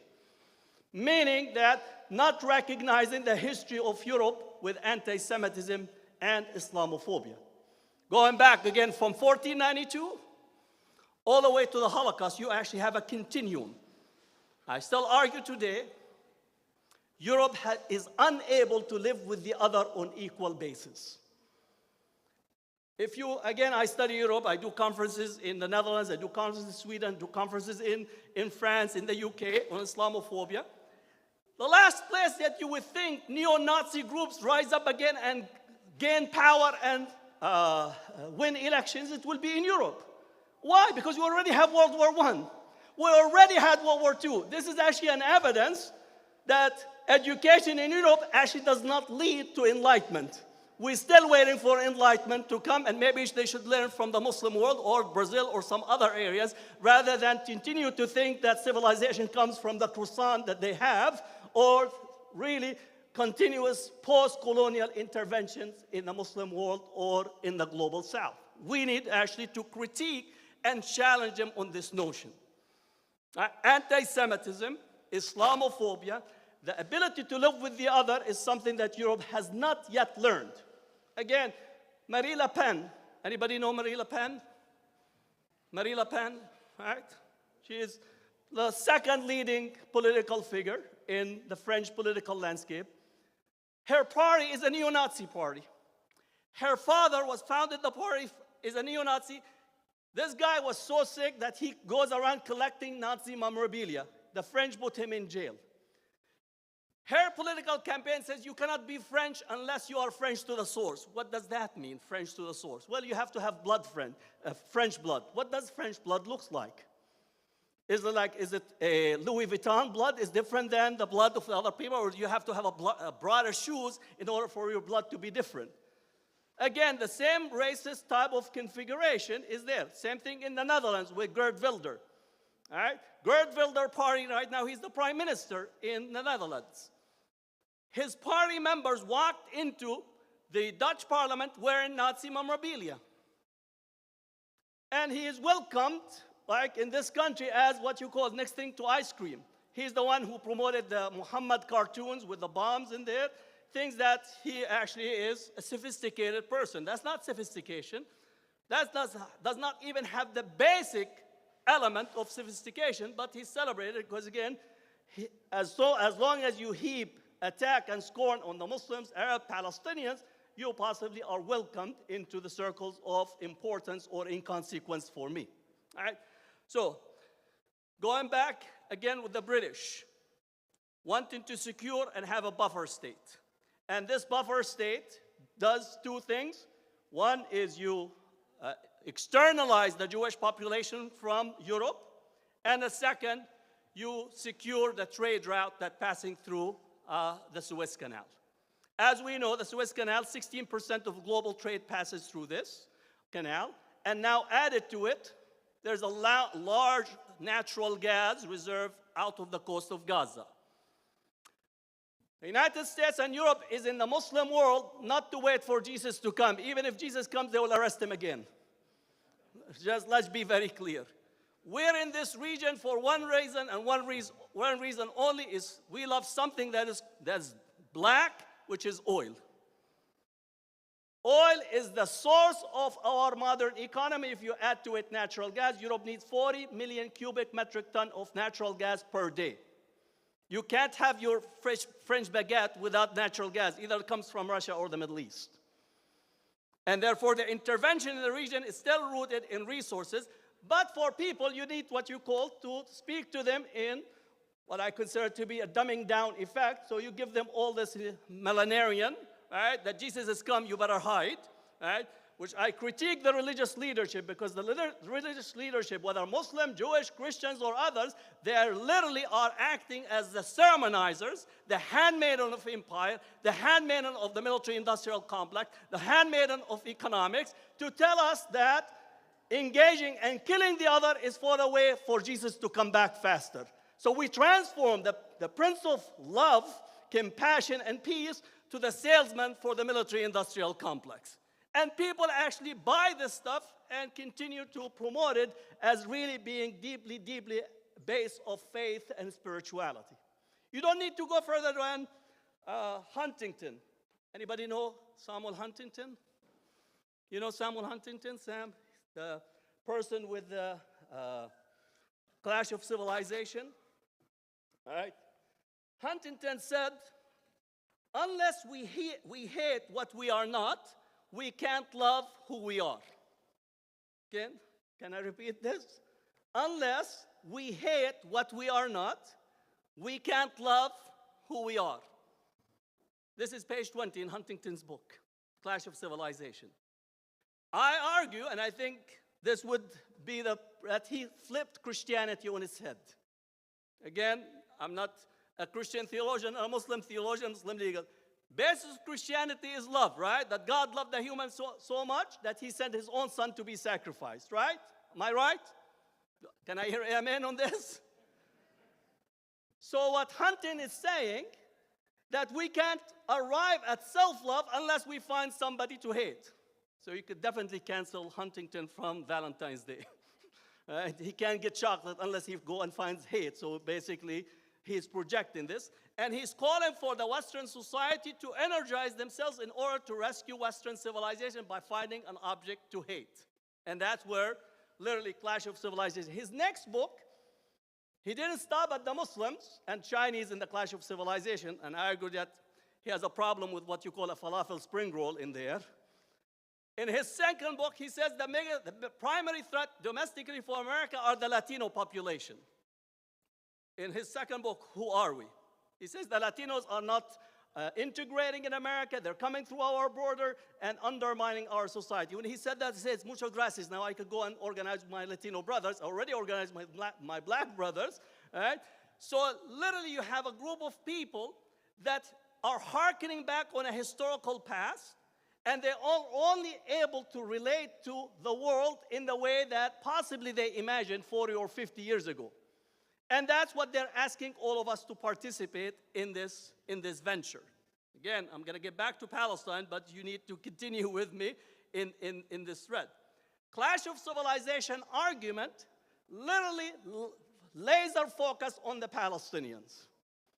Because again, this notion that energizing Western civilization has to do with so-called the second coming of Jesus theologically, but more importantly, again, this is the marketing, more importantly, is Western civilization need to take on militarism and military strength because we lost our economic strength, let's be clear, right? We're $34 trillion in debt, so if you're born today, you're $253,000 already in debt. So we believe you're in debt from the cradle to the grave. So this notion that we need to energize our military power, and in this logic, the notion that Israel is the frontline state in helping us project our power, especially, we already said that the object of our hate is the Muslim, right? Because it constitutes this primordial threat. And as such, Israel fits into this logic that Huntington, neoconservatives, all these individuals, simultaneously, they would express the most racist statement, anti-Semitic statement, and jump and say that they support Israel. Just incoherence of incoherence, but is actually accepted, right? You don't need to go further than Trump himself as the representation, the archetypal person. On the one hand, he put an ad on his marketing or his campaign that says that everything that is taking place in America and the world is from George Soros. Now, if you don't know, George Soros is a Jewish person. This is one of the longest standing anti-Semitic projections. And simultaneously he goes and says he wants to defend Israel. And that's like the incoherence that actually gets to be George Soros, like if your car breaks down, George Soros is in the engine, right? If you have a trouble with your husband or wife, George Soros is the problem.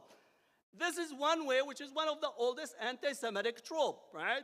Europe has it for every time they had a plague, it must be the Jewish person that is the problem. Every time they had a crisis, economic crisis, it must be the Jewish problem. Not that because the king and his entourage wasted the wealth. No, you just bring the Jewish person and you blame him or her for whatever happened, the plague, right? So again, you trace pandemics and plagues, right? You immediately get into racist discourses. And we saw it in this country, right? They didn't focus on the Jewish person as much as the Asian, right?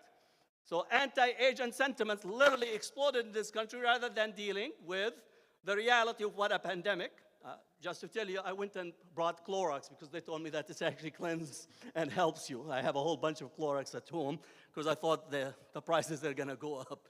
So that's a long history in literally using and projecting this notion that Israel is a frontline state and begins to be incorporated into police training. So many of our police begin to be trained in Israel. We begin to actually say that they have the know-how. We begin to use their Pegasus surveillance program. All this as a result of this understanding or this transformation that we get in our own society. Again, clash of civilization and using the projection that Israel is a frontline state. So literally when we speak today about what's taking place in Gaza, I don't say that it is only Israel's war against the Palestinians. It's Israel's war, it's our political elite in this country's war, it's Europeans' war, and also the Arab world war, because these are post-colonial states that are still vested in the same system that the British have instituted. If we don't understand this, then we begin to only think that the Jewish and Muslims don't get along.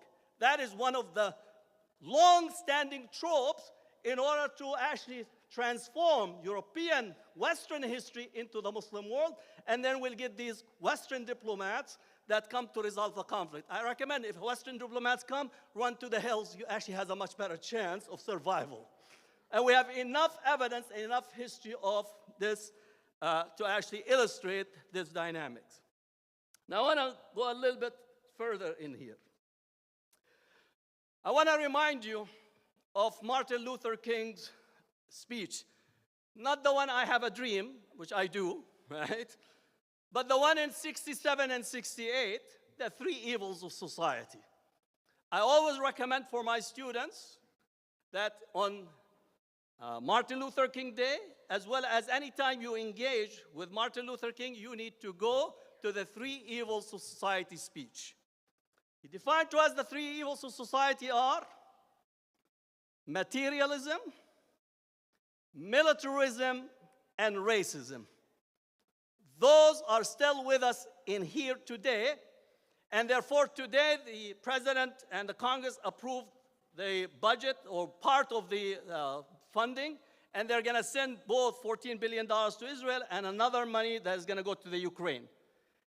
While I understand that Israel is going to get more funding militarily and Ukraine, but that is one of the most indirect subsidy to our military-industrial complex.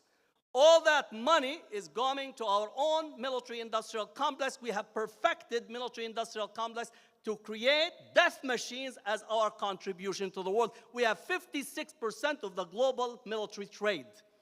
That's almost $1 trillion in death machines. That's as our contribution. So we are giving foreign aid to Israel in terms of military aid, or in the Ukraine. We need to understand when Martin Luther King critiqued it during the Vietnam War, it actually only intensified in terms of the numbers. And since 9/11, the United States has spent $8 trillion. $8 trillion. All that came into our military-industrial complex, our financial institutions, our materialism.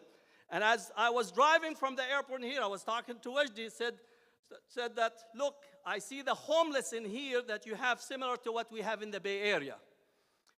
At that time, Martin Luther King said, the bombs that we throw on Vietnam blow up in our city.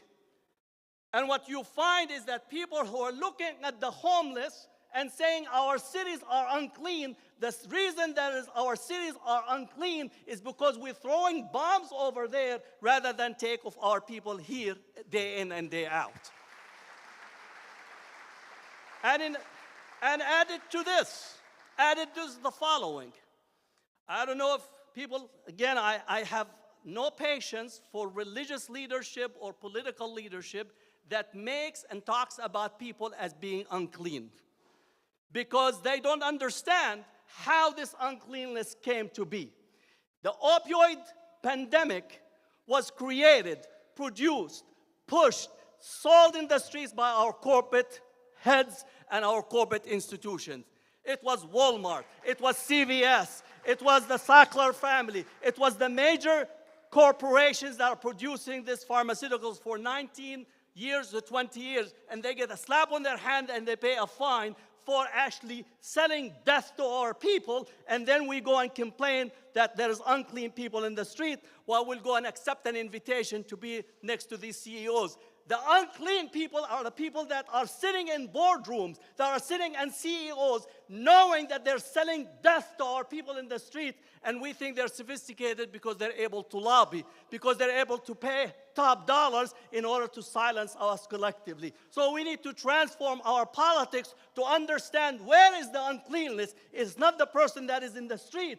That is actually the crude reality of the uncleanness that is in the boardroom, the uncleanness in the military-industrial complex, the uncleanness in our financial institution that create death and destructions in our society. And as we see and look, the death that is being visited on Palestine and Gaza, this is paid for by us, and it's subsidies to our military-industrial complex in this society. And don't let anyone tell you otherwise.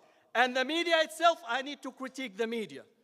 You need to take the media to task, because a bomb kills a person once, but the media coverage killed that person in our mind constantly and everlasting. Just as you see when a black person gets killed in the street by a police officer, the media goes and digs the history of the black person rather than digging the history of the police officer that killed the person from the back. His history becomes what is relevant rather than the fact that the human being has been killed with no reason whatsoever.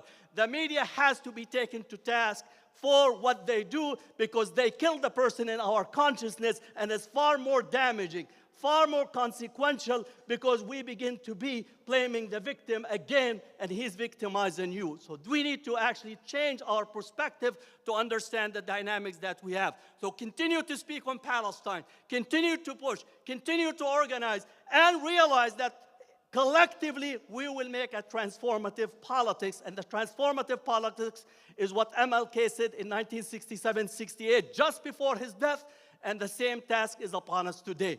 Lastly, don't make the habit of cutting between the transnational and the local. The local is transnational, and the transnational is local. There is no difference. The money that we spend in here goes over there. The money that's over there goes in here, and the consequence of our intervention is here. Many don't like to have immigrants and refugees. If you don't like immigrants and refugees, stop creating them. If you don't want refugees, if you don't want immigrants, stop creating them. We did not have Syrian refugees. We did not have Iraqi refugees. We don't have Somali refugees, El Salvadorians, Vietnamese, until we intervened in those countries. So we need to challenge those individuals that continue to make that argument. If you don't want us to be here, then don't go over there to begin with to extract these natural resources.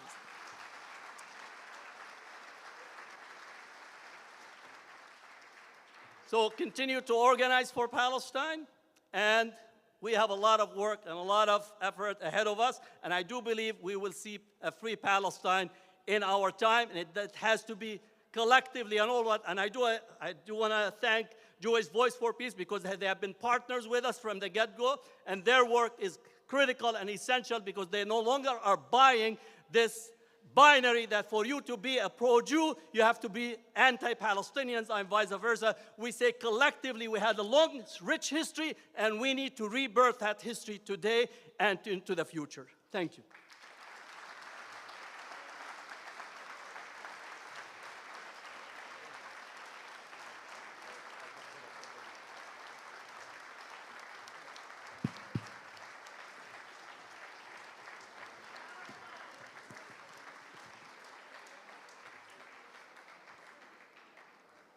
We would like to depart with a word of wisdom from my beloved sister Leila Kali, a board of trustees and a long supporter. Leila, can you join, please?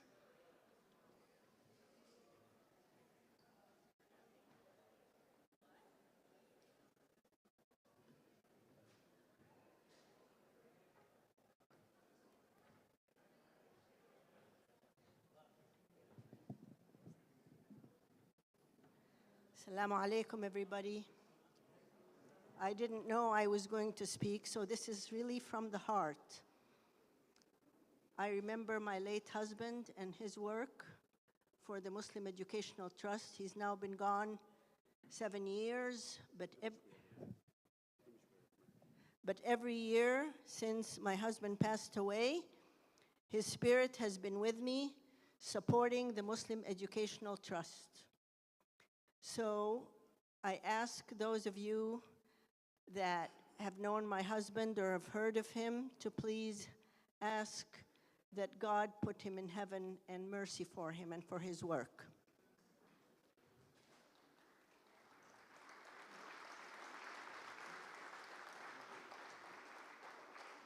Thank you. Now, the one thing that the brother so well talked about and gave us the background and the overall, let me just say, I will ask you to listen to what I say, because I will ask if you agree with what I say, that at the end of my 3 sentences, I will ask you to stand up.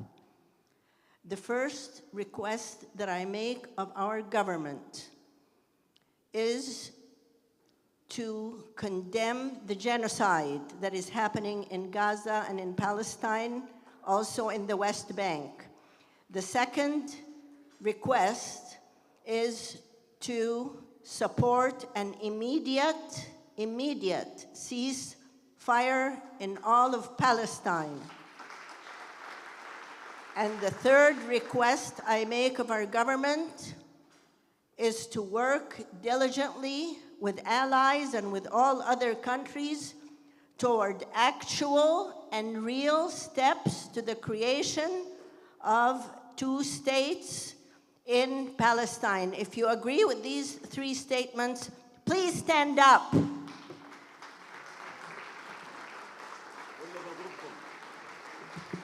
Thank you all. Thank you. And inshallah, in our lifetime, inshallah, God willing, in our lifetime, we will see the creation of two peaceful states. Thank you all and enjoy the rest of the evening, inshallah. Just a few announcements before you depart. March the 23rd is our annual Breaking of the Fast dinner. It's an annual dinner for the last 30 years. We sponsor what we call the Beloved Community Coalition Ramadan Breaking of the Fast dinner, or what we call also the We Refuse to Be Enemies dinner on the 23rd here at the Muslim Educational Trust, March the 23rd. The second and most important is that for those that celebrating Ramadan, if you know any needy family, we have boxes of food and date boxes. Please let us know and talk to our operation team, and they will be more than happy to help. We have already passed almost 10 pallets worth of food in the last 2 months. Please let us know if there are anybody in need, whether they're Muslim or not. So thank you very much, everybody, and let's give a round of applause to each one of you. And please support those candidates that are running. We have for mayor of Portland, Carmen Robio. Where are you, Carmen? Carmen, where are you? She left already?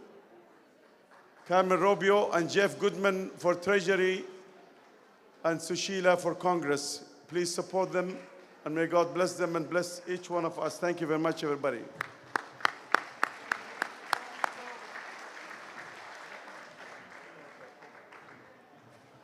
Hi, everyone. Before we leave, my name is Ahmed Zubaydi. Maybe some people, they don't know me. I'm from Multnomah County Health Department. I'm a refugee or former refugee. I came before 10 years ago. For the first 3 days I arrived, I was, even a grown man, I was sitting on my bed and crying like what I did for myself and my family when I take that huge step to move from Baghdad to the United States. But after 1 week, I met Dr. Wajdi, and I called my mom immediately, and I told her, hey, Mom, I'm not alone anymore. So he refused that. I called him like my uncle, because he always says, like, you make me bigger about age. So I just want to say thank you, Dr. Wajdi, for everything you did for our community. And I don't know what to bring as a gift for him. I don't know what we can get for something he had, like, or he had like all this love in the room. So Dr. Wajdi, I just want to say thank you for what you did for my family and for our community. Thank you so much. Thank you, Ahmed. Ahmed is the leader in the Iraqi community, and he's the president of the Arab House.